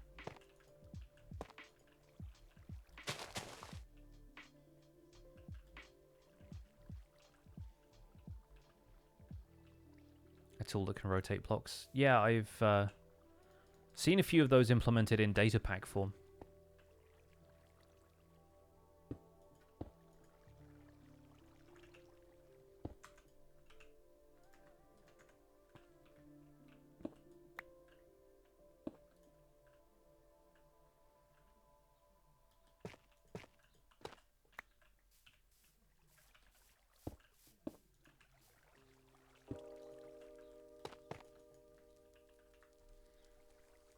Glazed terracotta not being oriented in your hand the opposite direction it will be placed. Cannot unsee.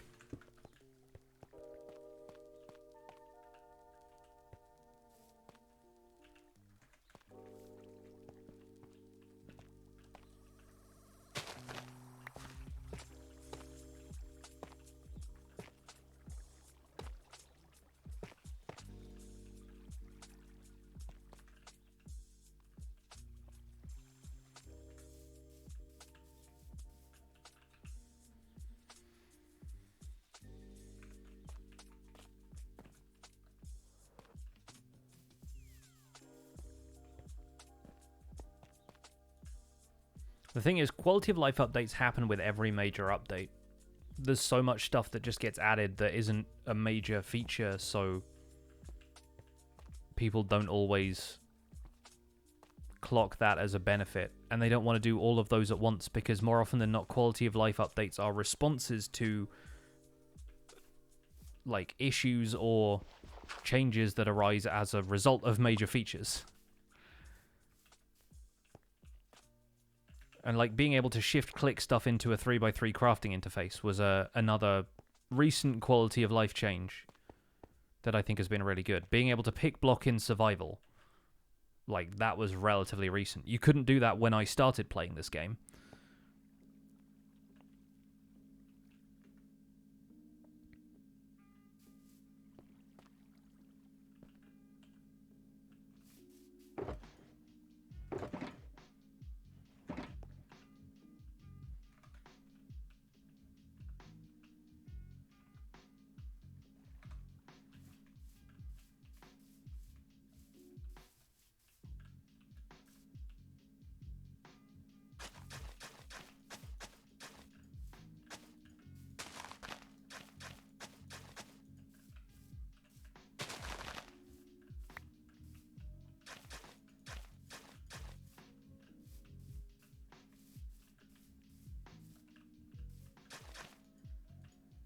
Started watching Homercraft Season 6 a bit ago. Didn't know that setting your spawn without sleeping wasn't added until later. Oh, yeah.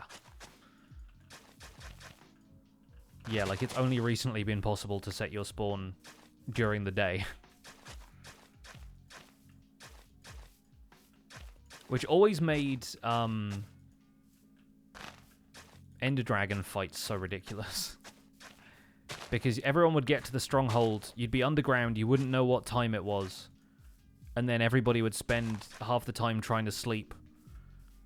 And then once somebody could sleep, they had to get out of the bed so that they could let somebody else sleep again. And like there were so many weird like quirks of it like that. And then if somebody slept the entire night by mistake, then everybody had to wait 10 minutes for the next night so they could set their spawn. And like doing group dragon fights, nightmare. Yeah, you're playing musical beds at that point, yeah. So strange. Just the little stuff that nobody really thinks about, but it's so crucial.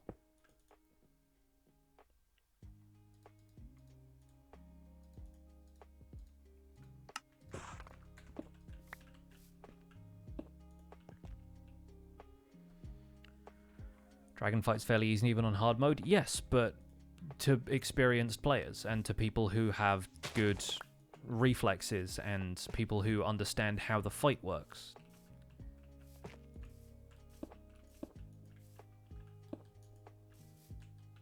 There are a whole variety of people playing this game, some of whom don't find the dragon fight easy.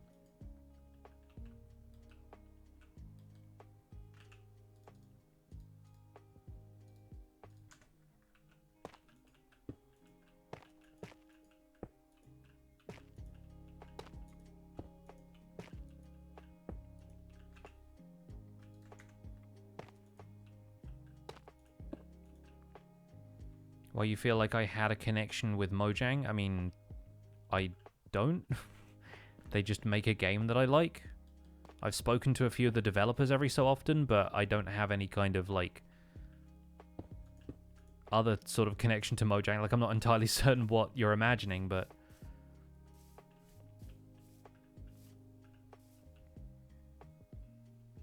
I don't have any kind of, like, insider info or whatever.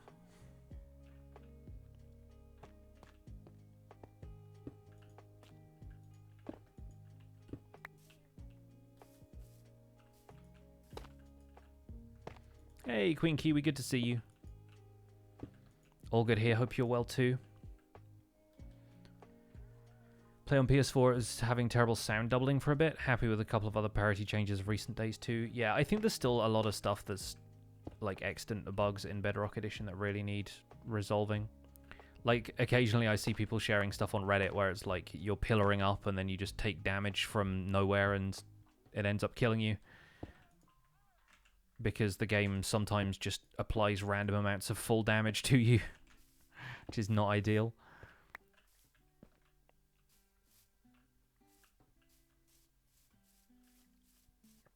Pix owns Mojang. Yes, it turns out I am actually Hatsune Miku.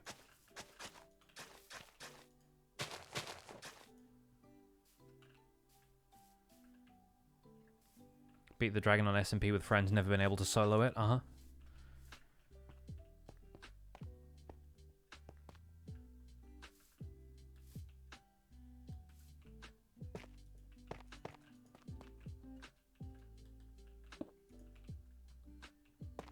I think let's add a fence gate there.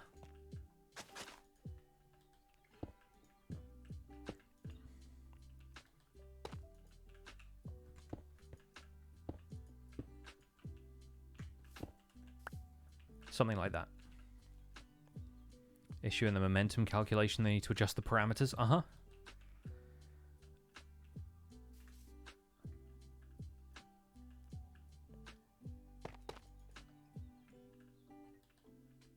And I wonder what's holding them up from doing that. There's got to be some other bugs somewhere along the line that fixing that would resurface them or break or something. Because otherwise it seems like an obvious thing, like, you're getting issues with that, fix it.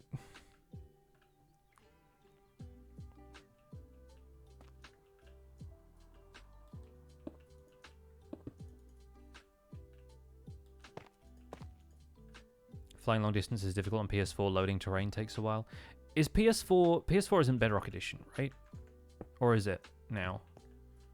There was a while where it wasn't, so I think I'm confusing myself here, but there was definitely an era of PS4 where it just wasn't part of Bedrock.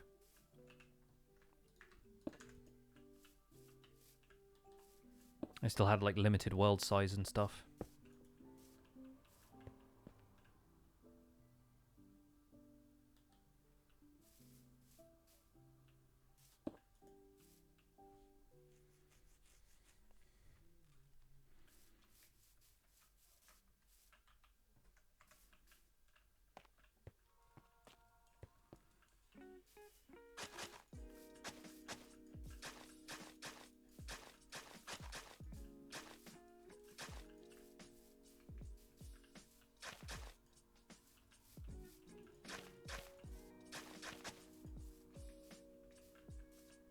How's this looking?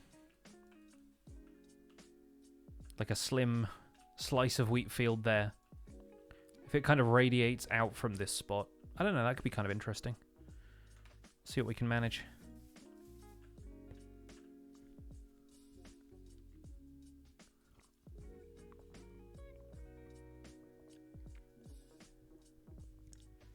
PS4 used to be Legacy a long while back. It became Bedrock since... Oh, Buzzy Bees. Okay, so like 1.15. Alright. Yeah, I need to recalibrate my brain when it comes to updates to other versions.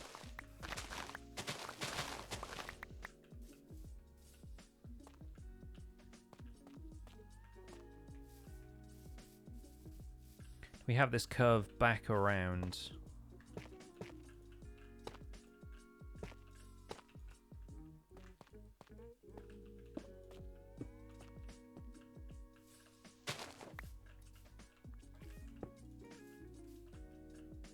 There's two types of tiny red flowers. No, they're all just poppies. There's a resource pack we have on here which alternates the texture of some of them depending on which block they're placed on. So like if I put down a poppy here, it's going to look different to putting down the same type of poppy there. But it always comes up as the same flower in the same place on that specific block. There's like on those two there, it's never going to show up as like a multiple poppy flower, right? That's just the way it's programmed. Once again, that is FWIP. That is all FWIP. Welcome in, Kim Senka. We've been building a wall, working on this wheat field. We helped Gemini Tay take down a warden earlier because she had to deal with the warden that FWIP had left at her base. But Joel and Sausage were there too, so we took it down very easily. And it was still in the box, so we didn't really need to do all that much, to be fair. But yeah, that was the only major event of this. We've mainly just been catching up because I haven't really been able to stream much this week. Tuesday stream had technical issues, and then on Thursday we're picking up my father-in-law from the airport, so I've not really been able to stream much on my usual schedule. Imagine if the warden was loose. Yeah, we probably just would have done what we did, but stuck ourselves up like a tall tree or pillared up or something, and then just shot downwards at it. They're okay to handle on the surface, but whether or not you should handle them that way is another matter, right? Did the Tuesday technical issues solve themselves? Yeah, it was fine by the following day. I think it was a Twitch issue because there wasn't anything else wrong with our internet. We were still able to use our home internet fine. It was just a Twitch ingest problem. And whether it was they were having difficulty getting, like, specifically my internet service provider's data feed, or if it was just, like, that particular ingest server was having issues, or it was too much traffic, or what, I don't know, but whatever it was, it seemed to get fixed by the following day because my partner streamed on Wednesday morning and it was okay. So, but then by Thursday, obviously, it was like Steve got here and we wanted to make sure he was comfortable. So, I need more tough. Need more tough. Last week was one of those weeks we had 2 vehicles break down on us. Oh gosh.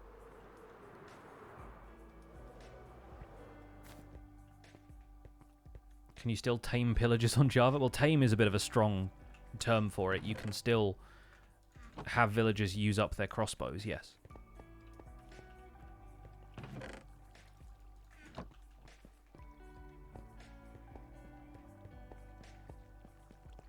Yeah, sorry to hear that, Bug. That's rough.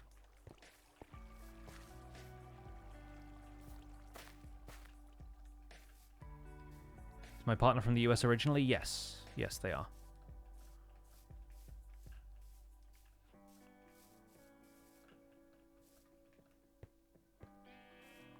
My crossbow's gone. I'm feeling much more laid back now. Do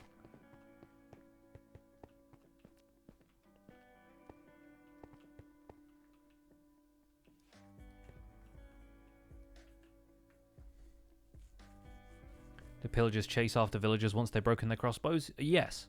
Yeah, they villagers are still scared of them because it's not an intended mechanic. So the AI still works exactly the same. It's just that they don't have a weapon to fire, so they can't physically attack. And they aren't coded with a melee attack. So, like, if you give a skeleton a sword, for example, they will still melee attack with a sword because it's coded in their AI, whereas pillagers, it's not, because they have their own behaviors, basically. Is 1.20 going to be the all other slabs and stairs update? Almost certainly not. Because then, like, if people weren't builders, why would they care? Like, Mojang doesn't tend to do updates like that. They are trying to hit every potential player demographic in a lot of these updates. Why did they give pillager crossbows durability but not other mobs' weapons? I think, for whatever reason, it was just like a parameter that was either left in or left out when they gave pillagers crossbows, because they were the first mobs to introduce crossbows to the game. And so when they programmed how crossbows work, they kind of did it from scratch. And it seems to be the case that pillagers crossbows work the same as player crossbows.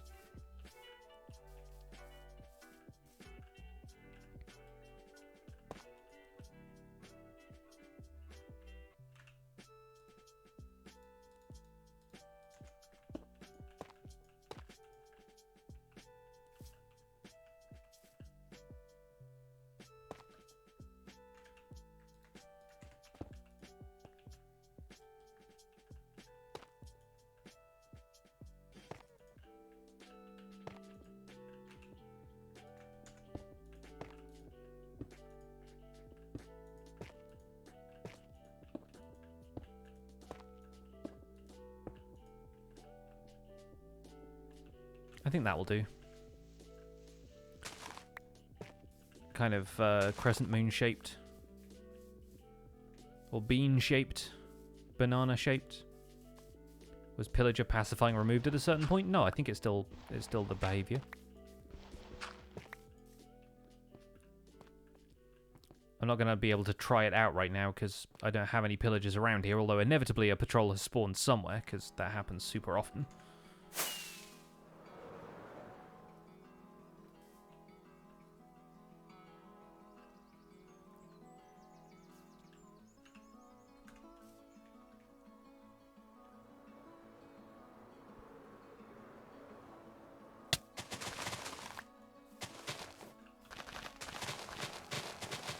Get as many wheat seeds as we can from the grass here, because it's all going to go away in a second anyway.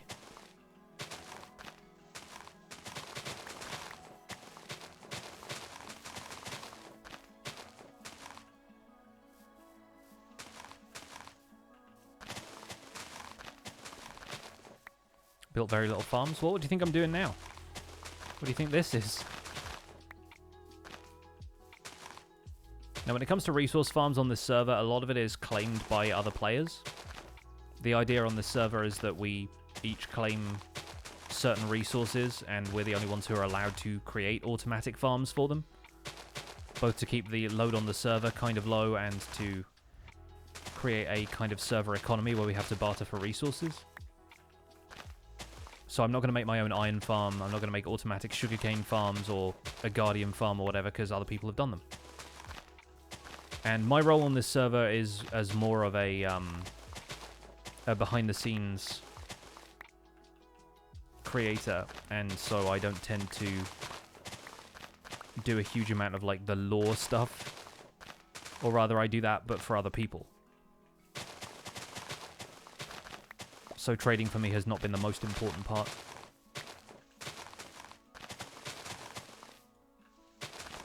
Unless you're Joey. Well, it makes sense for Joey, because he's a pirate. I feel like pirates should be bootlegging other people's resources. It kind of makes sense for him as a character.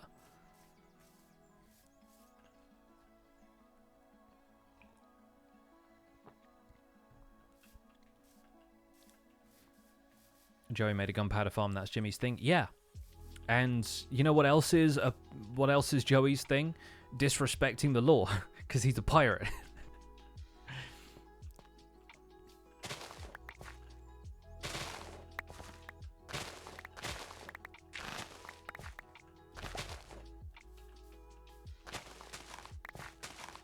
Like, I think if it makes sense for people to do stuff like that, then it is okay for them to just go ahead and do it.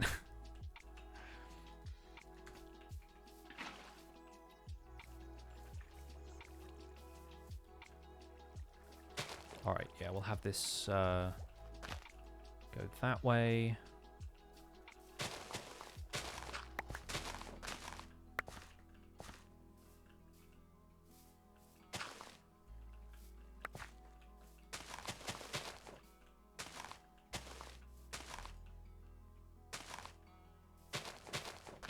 Come down here.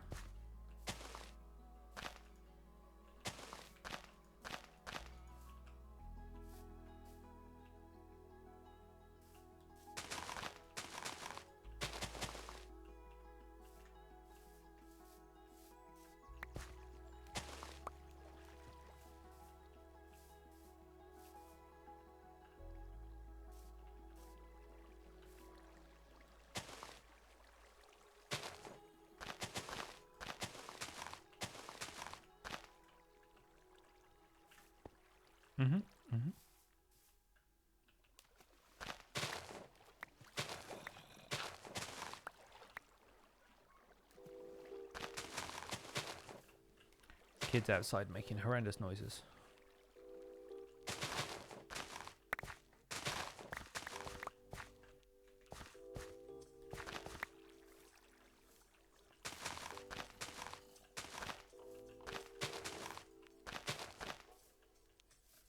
Yeah, we do something like that.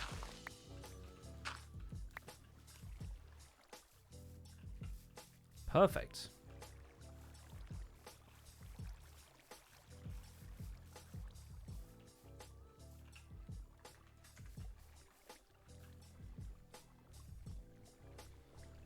Am I building more farms? More wheat fields, yeah.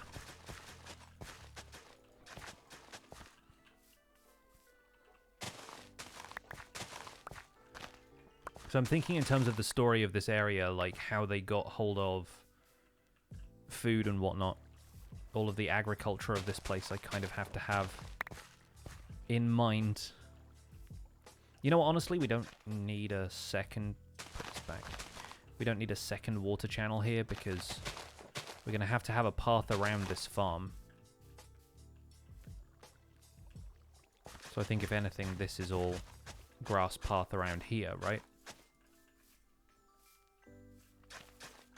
And then the rest of that is going to be pretty hydrated if we just keep like a 2 wide grass path area around the sides.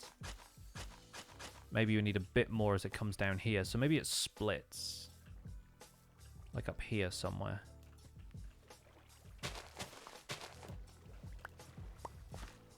If we do this. Yeah, that's okay.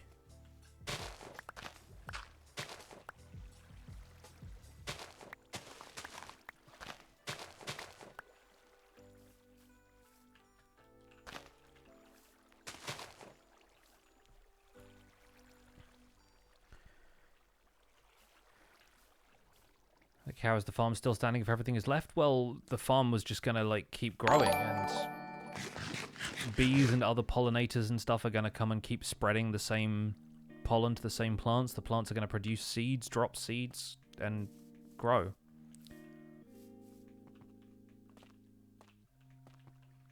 Like, stuff like this, while it would need maintenance for it to remain, like, heavily cultivated, is not going to be too far-fetched to imagine that stuff would have just continued to grow wild here.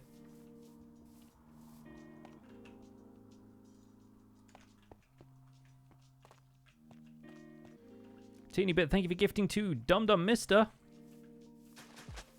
Appreciate that, thank you very much.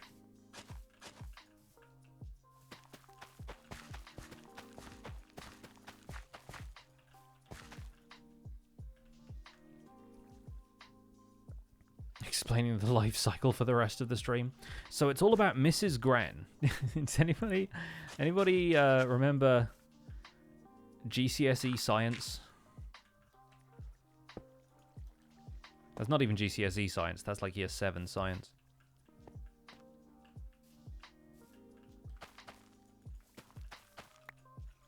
Mrs. Gran is a throwback. Oh, Mrs. Gran, good times.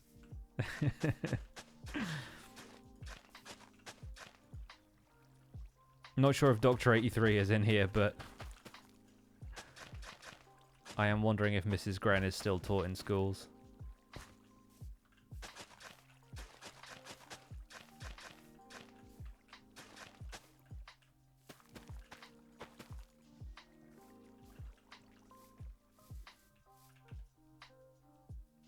It was night, but now it's day. Yes, there are other people on this server sleeping. Either that or that's just, you know, the passage of time.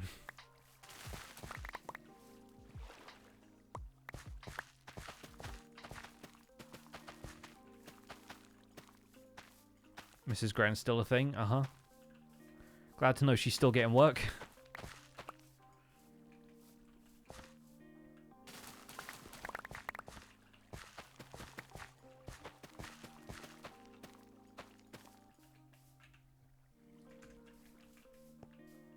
No idea who Mrs. Gran is. It's a mnemonic for remembering the biological processes which are the definitive aspects of life.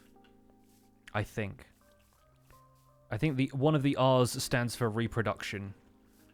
It's like reproduction, respiration, something else, something else, something else. It's like these properties are like common to basically all life. Is that like everything needs nutrition, everything needs to reproduce, everything needs to like breathe oxygen, pretty much. I mean, respiration may not be limited to just oxygen, but oxygen seems to be the common denominator. Yeah, the 7 things that all living things need, yeah.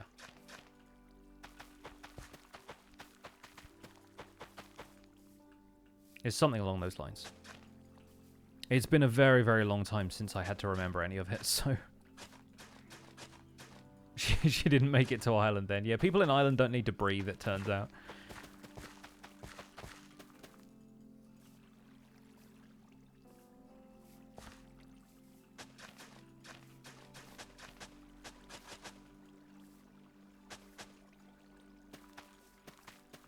The G is for groove, yes. Beware the groove.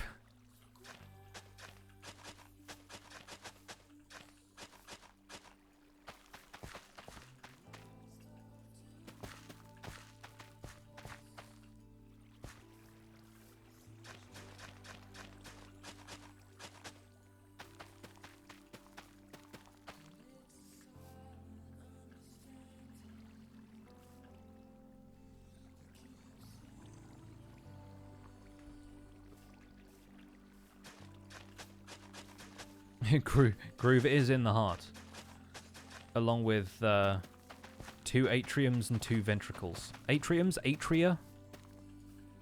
Probably atria, if it's Latin. Or is it atriae? Like formulae.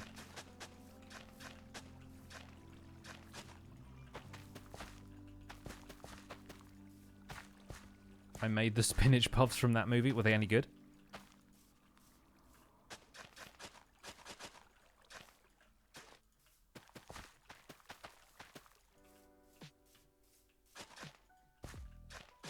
I hope you also got to pull a lever at some point.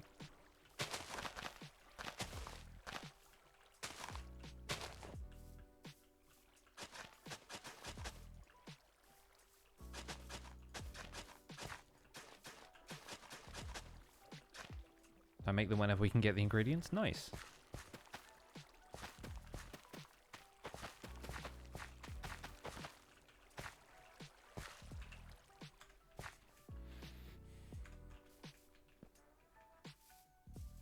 Gonna do any bingo today? Probably not. Because it's been a while since I was able to stream from Empires. I think I kind of need to spend the time here.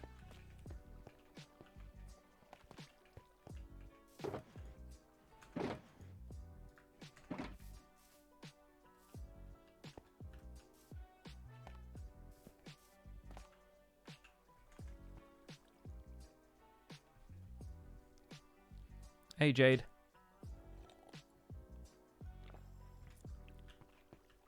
A wizard is never late, Frodo Baggins, nor is he early. He arrives precisely when he means to. GST Hacksaw, thank you for the 100 bits. Been watching a few years now on YouTube. Thanks for the contribution to the Minecraft community. Hey, you are welcome. You're welcome, Minecraft community. Alright, I actually need to get some more wheat seeds, don't I?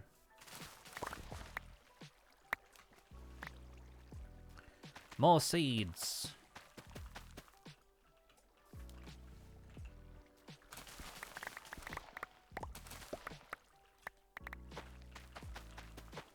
Fortune pickaxe gets you more seeds. It's very, very handy. Is wheat the city's main crop then? I mean, froglights are the city's main crop. But wheat is probably just how the people were fed because, you know, bread and circuses.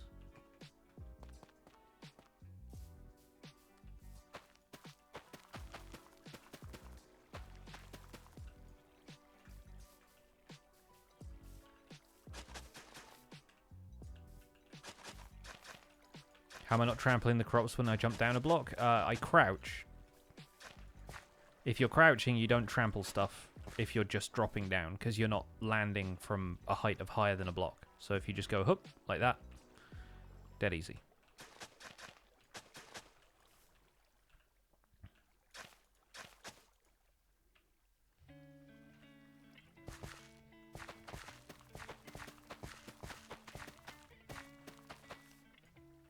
Froglights are a crop now.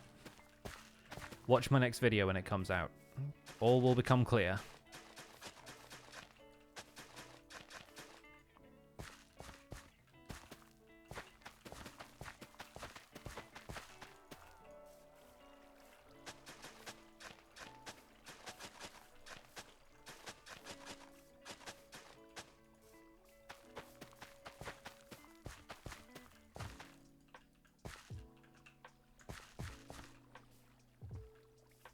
some reason it won't let me subscribe to you. Hey, I think it probably just wants you to do more responsible things with your money. And I'm not entirely opposed to that.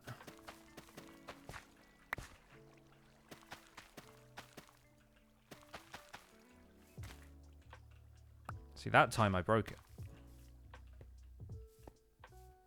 Can you see how many crops you've planted? Yeah, probably. If you go to statistics, go to items, and then times used is probably where it is. And if we go down to... yeah, wheat seeds. There we go. So times used, about 3,000. From planting and replanting. Most of that might even be over at the smaller wheat field over there, because I've used a lot of it for hay bales, for target blocks, and packed mud and that kind of stuff.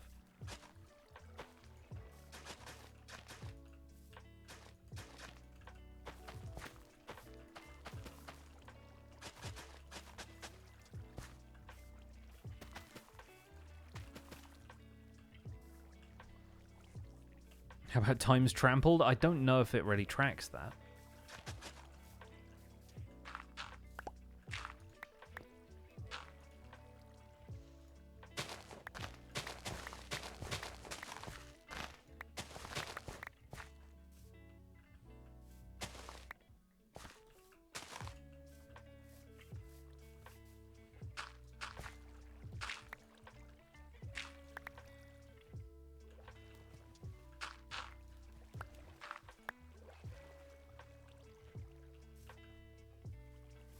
What's up, Trash Goblin? Welcome in.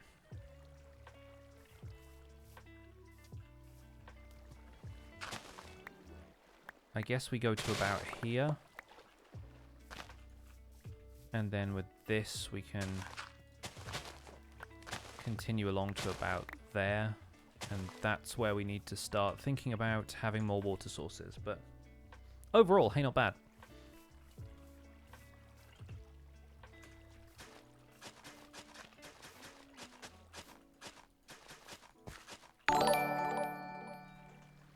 Sebastian, thank you for the 2 months, or 3 months of Prime.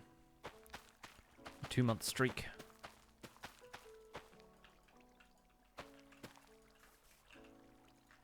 Is it just me and Sausage right now? And he was AFK before, so not sure if he's sleeping or not. Have to bring this bed over. Will these streams lead to a lake? Maybe.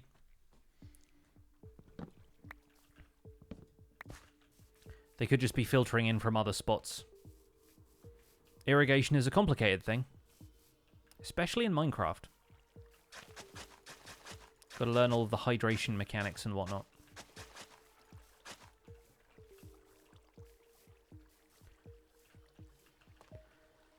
We got another gate over there, don't we? So we've got to leave a little bit of path room around the outside here and have that link up. Maybe we'll put some bushes or something up here. Do I have any leaves on me still? Mangrove leaves.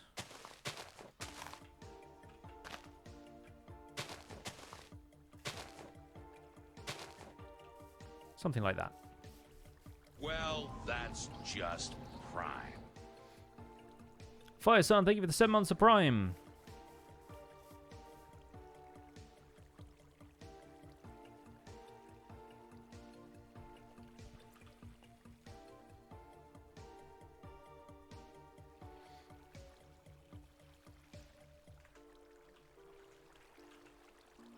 And once again, I am alone.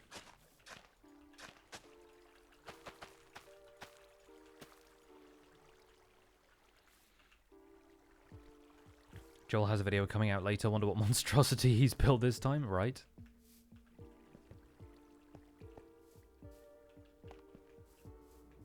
The rest of the server is probably his base already.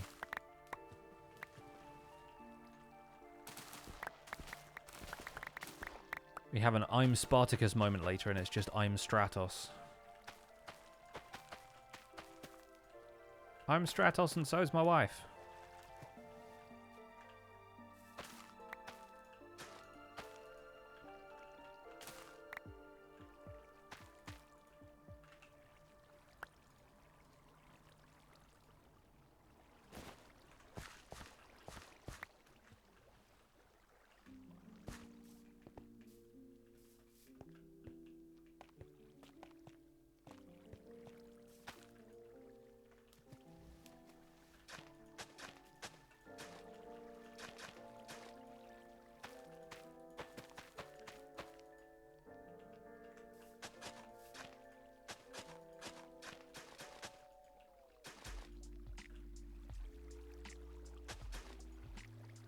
Will there be a path from the gatehouse to spawn? Maybe.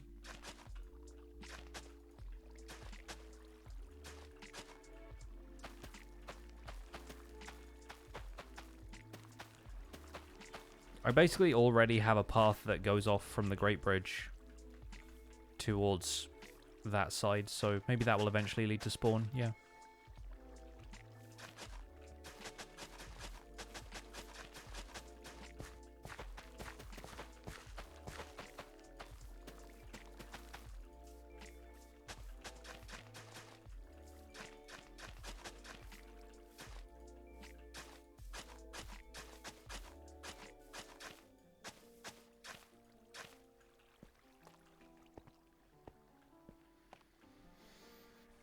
What's a recommended way to get into Hermitcraft aside from limiting number of people to watch at once? Should I start from Season 1 or is there a better starting point? Hermitcraft is not necessarily something you need to watch all the previous seasons because they basically reset with every new season. So honestly, I think just start with Season 9 and get caught up.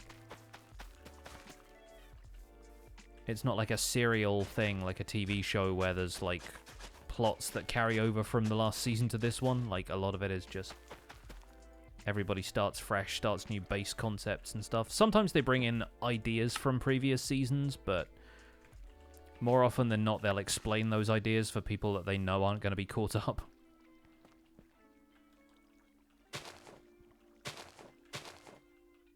So I don't think you need to worry too much. How do we decide on a seed for Empires? I actually found this seed, which is always super fun to remember. But, yeah, with Empires, we knew more or less what we wanted because everybody had ideas for what their empires were going to be, and so they knew which biomes they wanted to build in for that to be, like, optimal, I guess. So everybody got into a voice call. Well, everybody who could make it got into a voice call, and we just rolled random seeds on chunk base so that we could get a quick overview of what biomes were near spawn. And if any of them looked promising, we opened them up in Minecraft, flew around a little bit, and just kind of decided which one was going to look best. And in this case, this seed had a ton of mountainous terrain right by spawn. The spawn area just looked so cool and so very, like, 118 kind of terrain. And at that point, obviously, we were thinking about 119 and the wild update and having the warden be part of it and that kind of stuff. So we're also looking for areas that had some deep dark stuff nearby. And this area is riddled with deep dark because it's all mountainous. It's all tall terrain. Careless, thank you for the 14 months. Welcome back. Doing very well. Thanks for asking.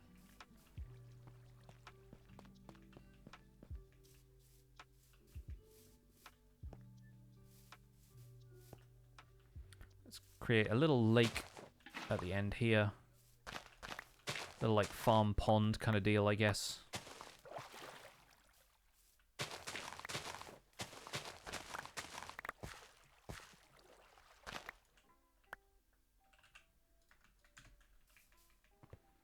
Grab another water source. Does anyone know the Season 1 seed? Not off the top of my head, but if you go to the... I don't know if the Empire's Reddit still has it, but if you go to Fwip's channel and look for the Empire's Season 1 world download, you can download the world, and then you can get the seed from that. But it's going to look very different in 118, because... obviously, after 118, they changed world generation. So if you load it up in 117, it'll still be the same world. But if you load it up in a newer version, it will not be. Because everything about terrain gen changed.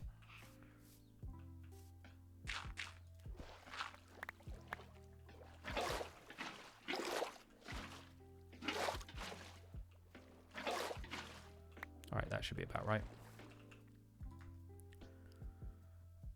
Do I still have any bone meal? I think I used it on the wheat, didn't I?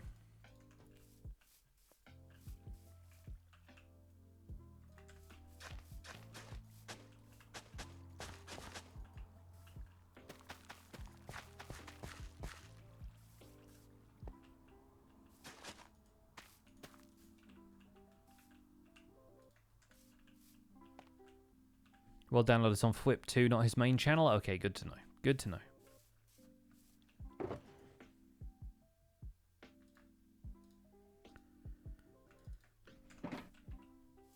There's the Pillager Patrol right on time.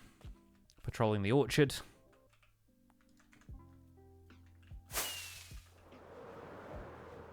Yeah, that's looking nice.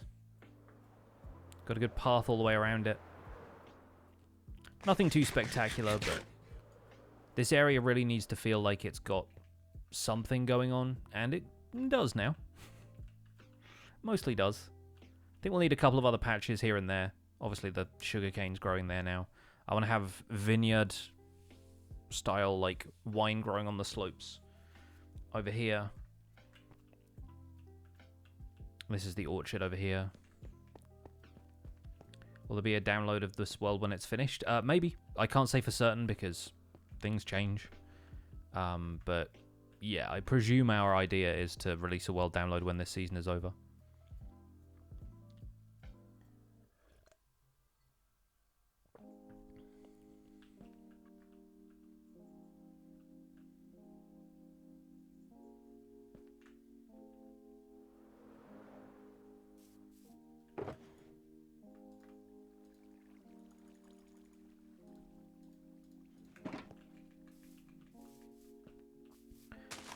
Waterlogged leaves, baby!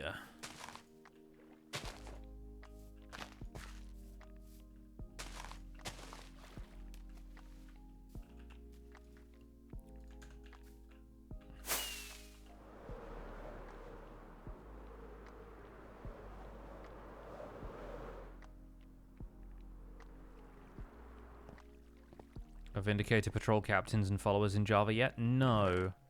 You only ever get pillagers. Which is good, really, because Vindicators behave much more aggressively. You can have certain types of illagers, like witches, Vindicators, and Evokers. If they are around when a patrol spawns in, they will naturally join the patrol. But they don't spawn in with the patrol. And I don't think the intention is to add them.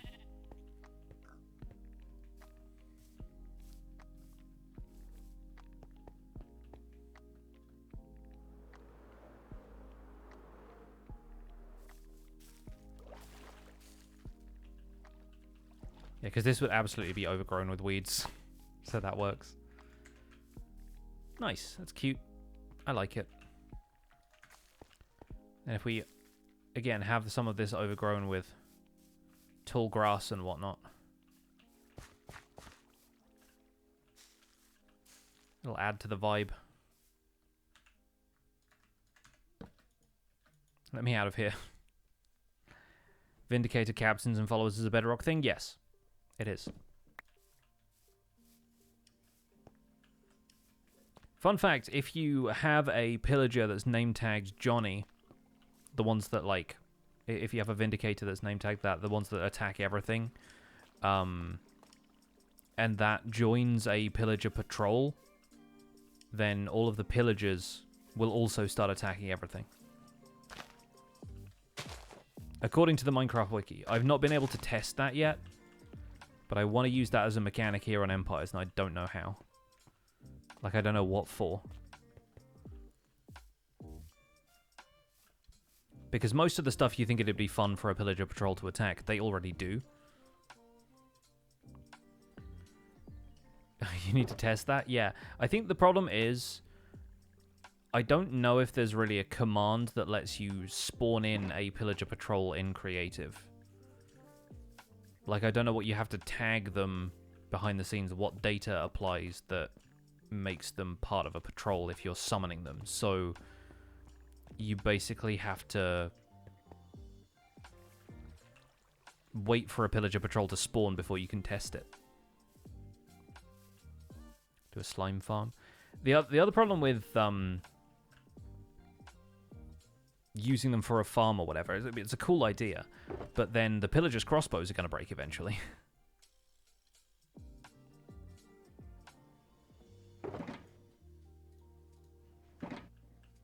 100 Vindicators versus Warden. Oh yeah, Vindicators win easily.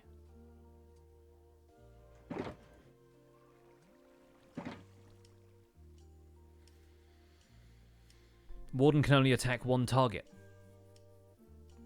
And there's 100 Vindicators.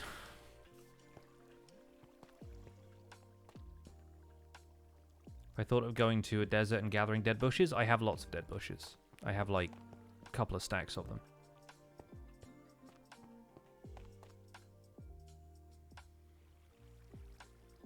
Could be a patrol raiding an animal farm or sanctuary. I don't necessarily want to... Yeah, it's difficult. It is difficult. Does the Vindicator's axe eventually break? I don't believe so.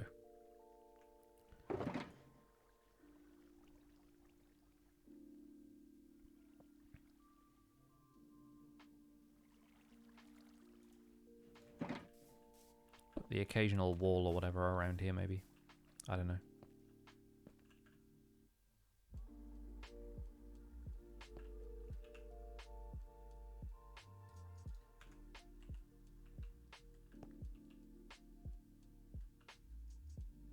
Alright, we're going to leave that to grow.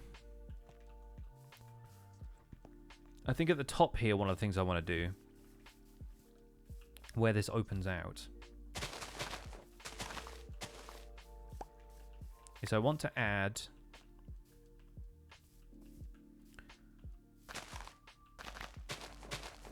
like there'd be a path around here and a path around there, so like this way and then that way. So back here a couple of steps maybe. I want to add another one of the froglight trees.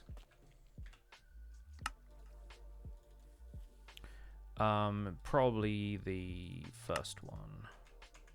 Yeah, one of these. But obviously not like in the middle of the path like this.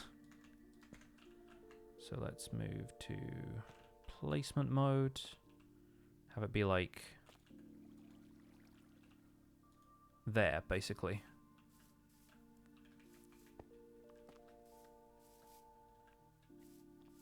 The cool thing about these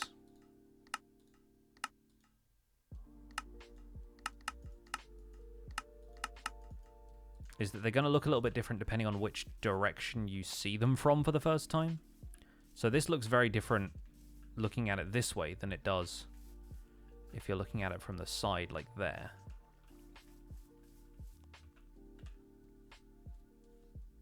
Did Warden versus Wither in creative? Poor Wither? Yeah. Like if a Warden has one target, then it absolutely destroys it. But if it has multiple targets, then that's harder for it to deal with. Profs, welcome in. Thank you for the 2 months.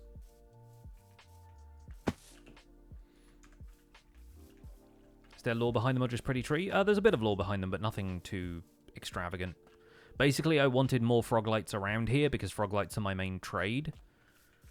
And I wanted there to be a reason for froglights to exist in the overworld. Because we don't really use the nether for lore stuff very much. So basically what I've done is imagine that the froglights grow on trees like fruit, which, you know, makes no sense for the name, but it's a more fun way of presenting them than saying, like, I've got a froglight farm in the nether and it's just in a basalt delta and it's miles from anything I've actually built. But once again, this is partly inspired by Elden Ring. I wanted to make sure that there was some kind of tree with, like, these pale lights in it.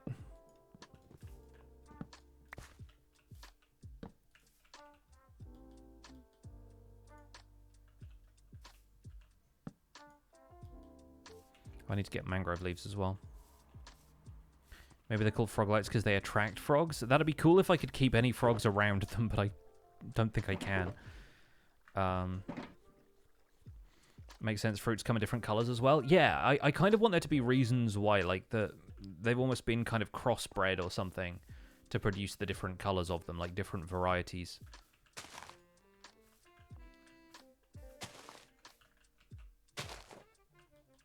This is all going to be in the next video, by the way.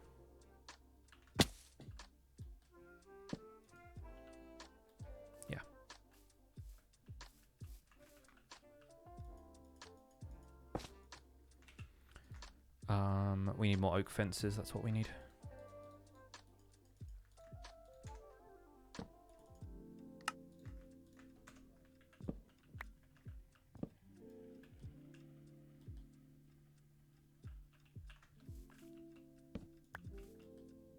The main reason I made these into schematics was because I want to copy-paste them a little bit, like, you know the way when video games are putting together an asset library, they want to focus on having a fairly minimal amount of assets just because the game would have more stuff to load. So you end up with a tree that gets rotated in a variety of different directions, and that's what makes it like a different looking tree but allows them to save memory for the game. That kind of stuff. Like that's really the vibe I'm going for. Like there are 3 or 4 different tree designs and we just kind of stick to those. So if the same design turns up in a couple of different places, it's not going to look awful.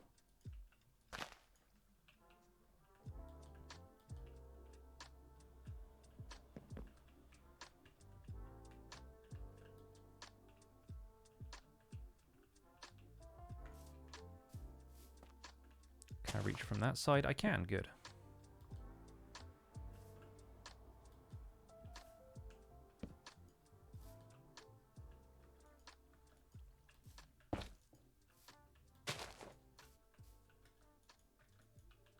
Reach. Dang it. I'll place that one there at least.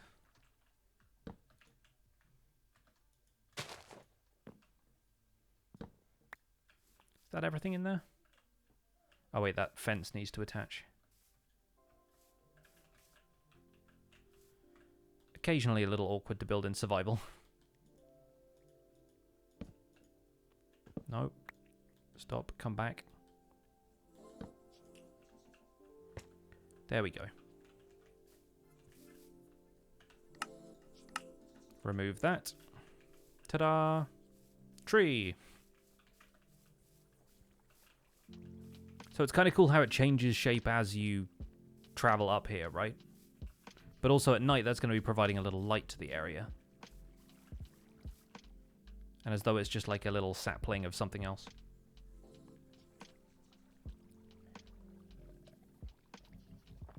Interesting, the nether doesn't get used for lore stuff. It feels like the natural structures there are very lore heavy. Yeah, I think it's mainly because everything can be connected in the overworlds as though it's one contiguous landmass like our planet.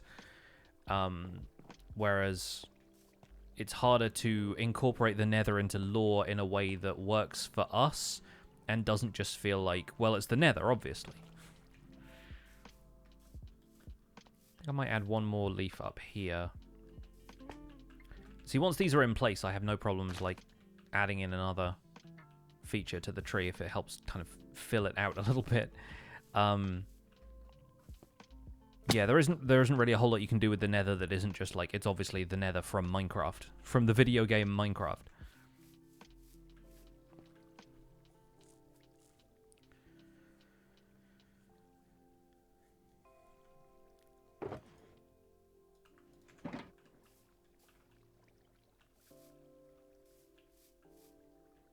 Now, part of me wonders if we want to remove that tree just so you can see the sapling up there. I think maybe we do. Maybe move it over to one side a little bit, instead of having the acacia tree growing right here.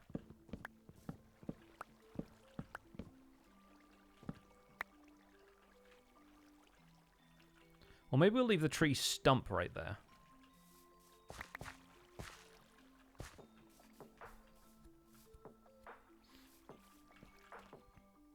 But I do like being able to see that up the hill, you know?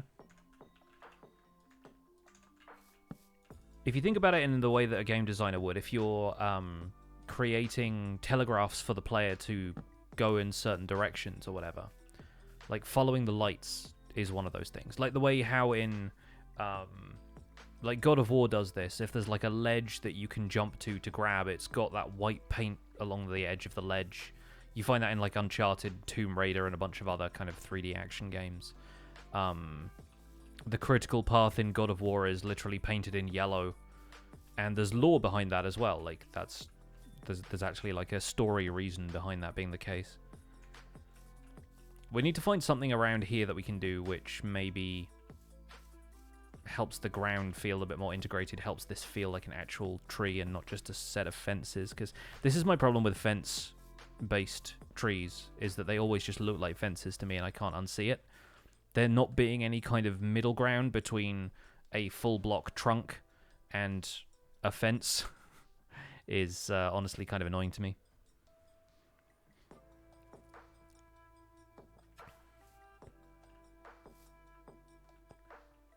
Like I'm gonna keep a tree here. I think I'll probably just move it over and just grow another natural acacia tree or do a custom tree in the middle of this or something. But again, if we're imagining this place having grown wild, we could put a couple of trees in here and they're not gonna be out of place, you know?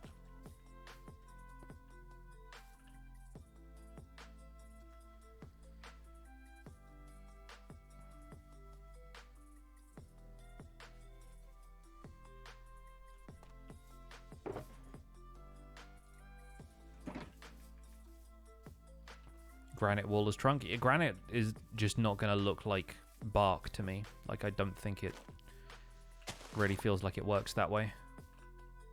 And stuff like this isn't great either, you know? Maybe some mud or something around it, but podzol, perhaps. Resident Evil yellow duct tape? Yeah, that's a good example.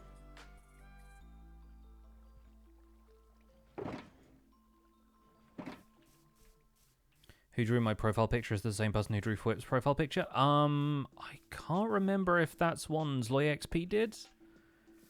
Or if that was Joel. Because I know Joel Duggan did a bunch of work for both Fwip and Logical Geek Boy. As far as, like, avatars and graphics and stuff.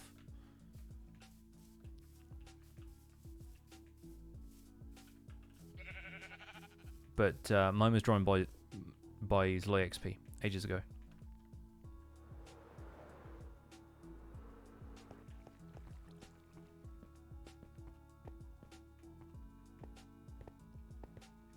Maybe if we do a bit of podzol. We don't have much, but it's easy to get podzol.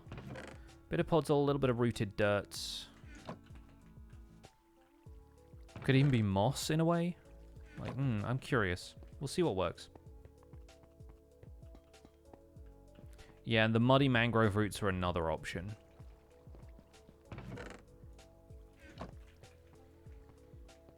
Combination of podzol and muddy mangrove.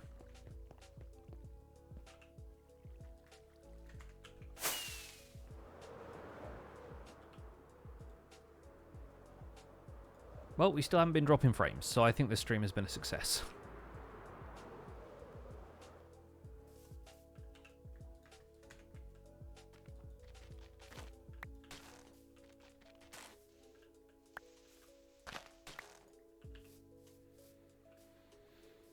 It's still just like, it's the connection between the fence and a full block below it that's just, I'm struggling to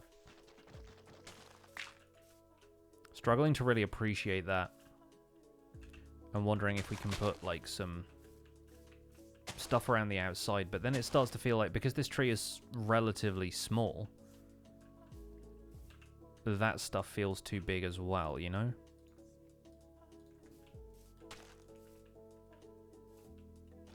Oh, sausages in a bastion. Wonder what he's looking for. Did I figure out what caused the stream problems last week? I assume it was just Twitch ingest servers having awkward moments, but like it doesn't seem to be anything to do with my internet, because it was fine the following day and has had no problems since, and everything else I was trying to do on the internet that day worked. It's just for whatever reason streaming didn't. So I think it was a lapse in communication between my internet service provider and the Twitch ingest servers. That's the closest thing I can think of.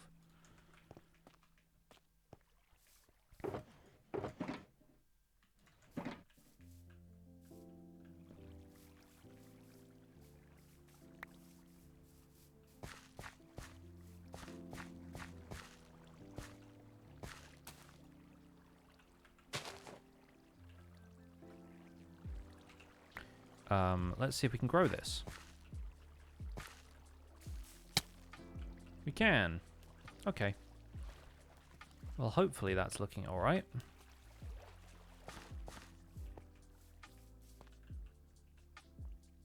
You know what? Yeah, I'm into that. That's a good shape for the tree, actually. And it curves away from this tree, which is what I wanted it to do. We'll do some more stuff behind here that's going to make it feel like it stands out a little more. Right now, it just kind of... It blends in with the landscape because of the leaf color and the... just the dirt behind it being similarly natural in color. But if we want to put like a retaining wall in there or something, or a staircase, something a bit more organized, then that's going to work out a lot better. And that's going to lead up to the slopes of the winery, so... Yeah, I honestly think acacia trees, not too bad as far as, like, natural stuff for this area goes. At least they've got some variety to them, you know? But like I said, the custom trees are going to come into play over here with the frog lights. So, we'll see. We'll see what we can manage. I like having that over there, though. It still feels like a landmark of sorts that the path is leading up to. Need stinging nettles and brambles. I mean, we've got berry bushes. Could plant some of those. There he is. There he is. What a lad. Well, that's just prime. Thanks for doing the behind-the-scenes work. It's helped me as I well build for a story I'm writing. Also, my kitten runs over when I turn on one of the videos. I am beloved by cats. That is a proven fact about this stream.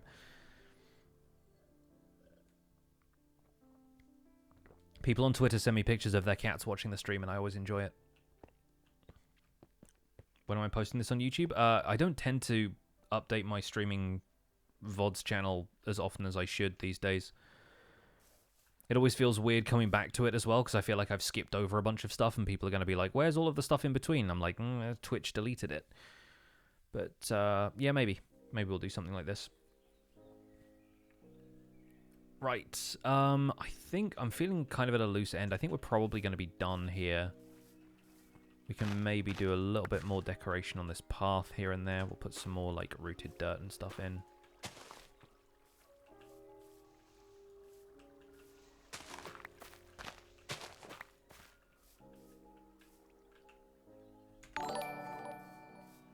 Careless, thank you for gifting 5 subs. Very generous of you. Thank you so much.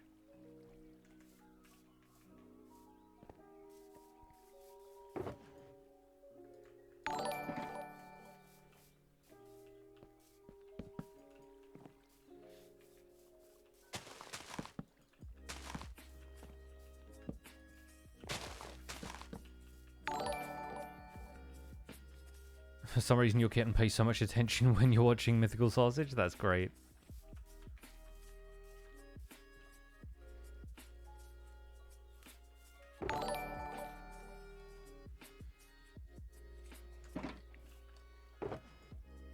What are we doing? We're ending the stream. I've just got a bunch of stuff done on this wheat field, which we can fly up here, and I can also probably quickly go into free cam mode to show you. So this is what we were working on today. We expanded this wheat field, which was already there. We built the walls around here, added another crescent-shaped wheat farm. The wheat banana, if you like. And we're going to be expanding this area into a few more like basic manually farmed crop farms around this area. We'll do a couple of other basic things over here as well. Expand the sugarcane farm a bit more. But the idea is that this section over here is going to be like a an orchard kind of thing. And then there's going to be vineyard up here on this mountain where they're going to be growing grapes, which will probably just end up being sweet berry bushes or rose bushes or something. But yeah, this whole area is starting to look a little more put together. It's starting to get some structure to it, some shape to it, which I like. And flying around here now, it really does feel a bit more like a space that's got a lot going on, you know? The base is growing. The ideas are forming. Is the free cam thingy a mod? It is, yes. Which we just use for, like, taking thumbnails and stuff. It's just kind of useful. Darwin, thank you for the 100 bits. Cragson with the 100 bits as well. There's a hype train going on. I can't leave when there's a hype train going on. So we'll just hang out and chat for a little while longer, I guess. If anybody else wants to get in on the hype train, get those Twitch emotes, once again, you can cheer some bits, gift some subs, any of that stuff.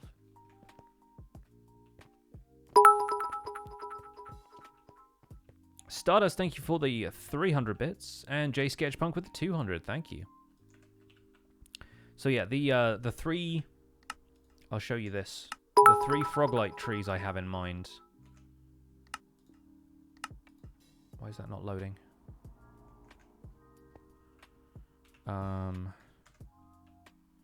Place. Nope, okay, it's not loaded it. So I have this one, which you're familiar with now.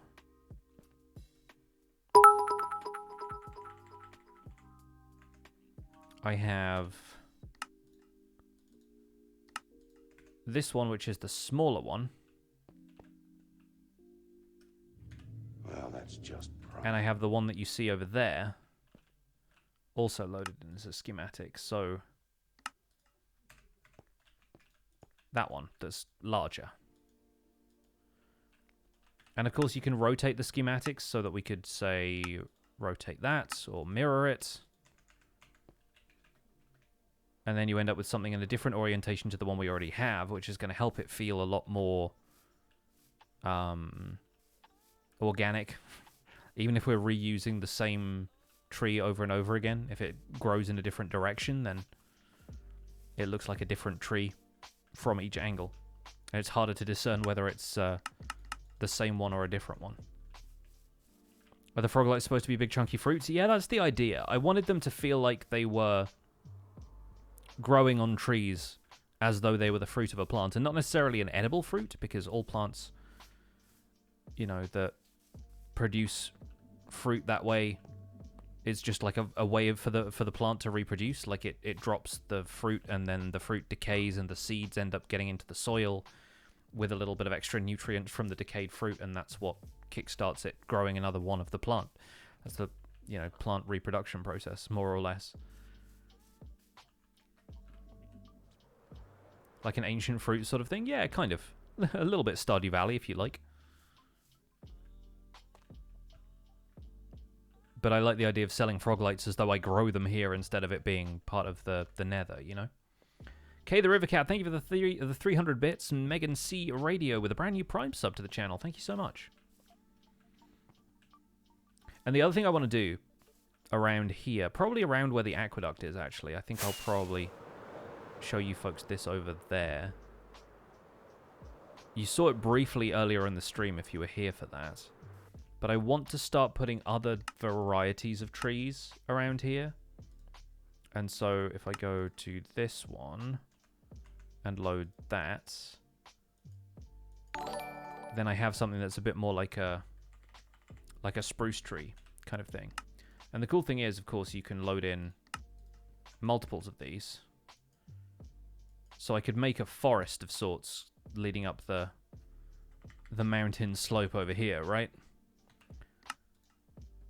I don't know if you can create multiple placements like that. Oh, you can. Okay, cool. That's neat.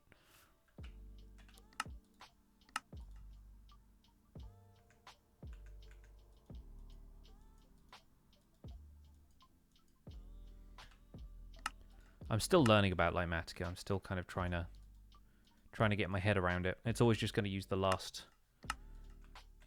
placement that I messed with, isn't it?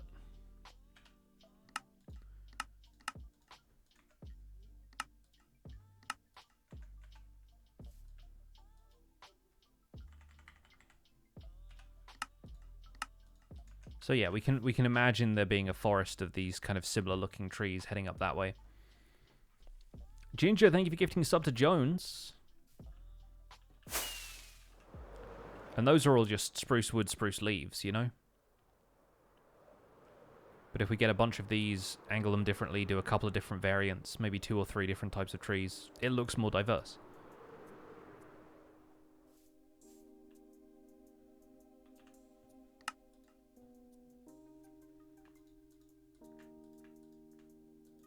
Oh, I guess you can, like, activate them that way. Oh, cool, that works. Thank you for that. El Pollo Muerte, thank you for that. Appreciate it. So yeah, like we can start to use trees like this as maybe some framing elements for our aqueduct over here. We can have them on some of the slopes, but I want to create more like a forest kind of thing. And that stuff is so much easier to do if I can just whip up a couple of tree designs in Litematica, copy-paste them into the world, and then just work from the schematics. It's not quite the handcrafted thing, but once again, approaching it like a video game designer, we're trying to save assets where we can, right?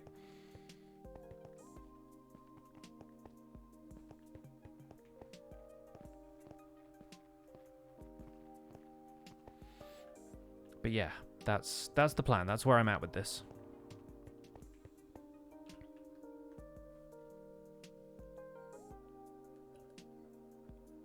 Alright folks, looks like the stream is winding down. We have 2 minutes or so left on the hype train. I don't know if anybody's going to extend that, so I'm going to look for somebody else to raid. We're going to stream, we're going to raid another Minecraft streamer. And there's a few of them out there.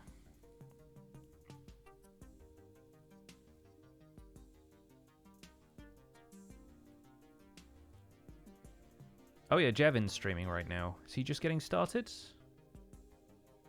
Awesome, he's been going for about 45 minutes. Looks like he's doing some kind of subathon, and it looks like he's got like crowd control style things on here as well. There's a lot of people's named mobs just spawned in. Wow, okay, this looks like chaos. That'll be fun. Alright, let's raid Jevin.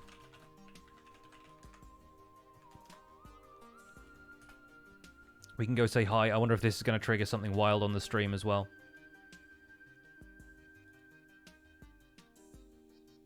But yeah, folks, thank you so much for... Oh my goodness, he's now trapped in an obsidian box and it looks like he's about to drown. No idea what's going on here, but it looks a little intense. Yeah, folks, thank you so much for hanging out today. I'll be back with you folks on Tuesday unless some of the stuff changes around because, like I said, my father-in-law's in town. We're going to be spending some time with him. But I will try and let you guys know ahead of time on Twitter. It's usually where I tend to post updates. So please do stick around for that and stick around for the raid. Say hi to Jevin. You can use your Pixel Hype emotes and the hashtag PixelRaid to show some love. And I'll be back maybe for a Chopping Tuesday. We will see. Maybe we'll even build some trees instead of chopping some trees for once. But for now, that's going to be it from me. My name's Pixlriffs. I'll see you all soon. Bye for now.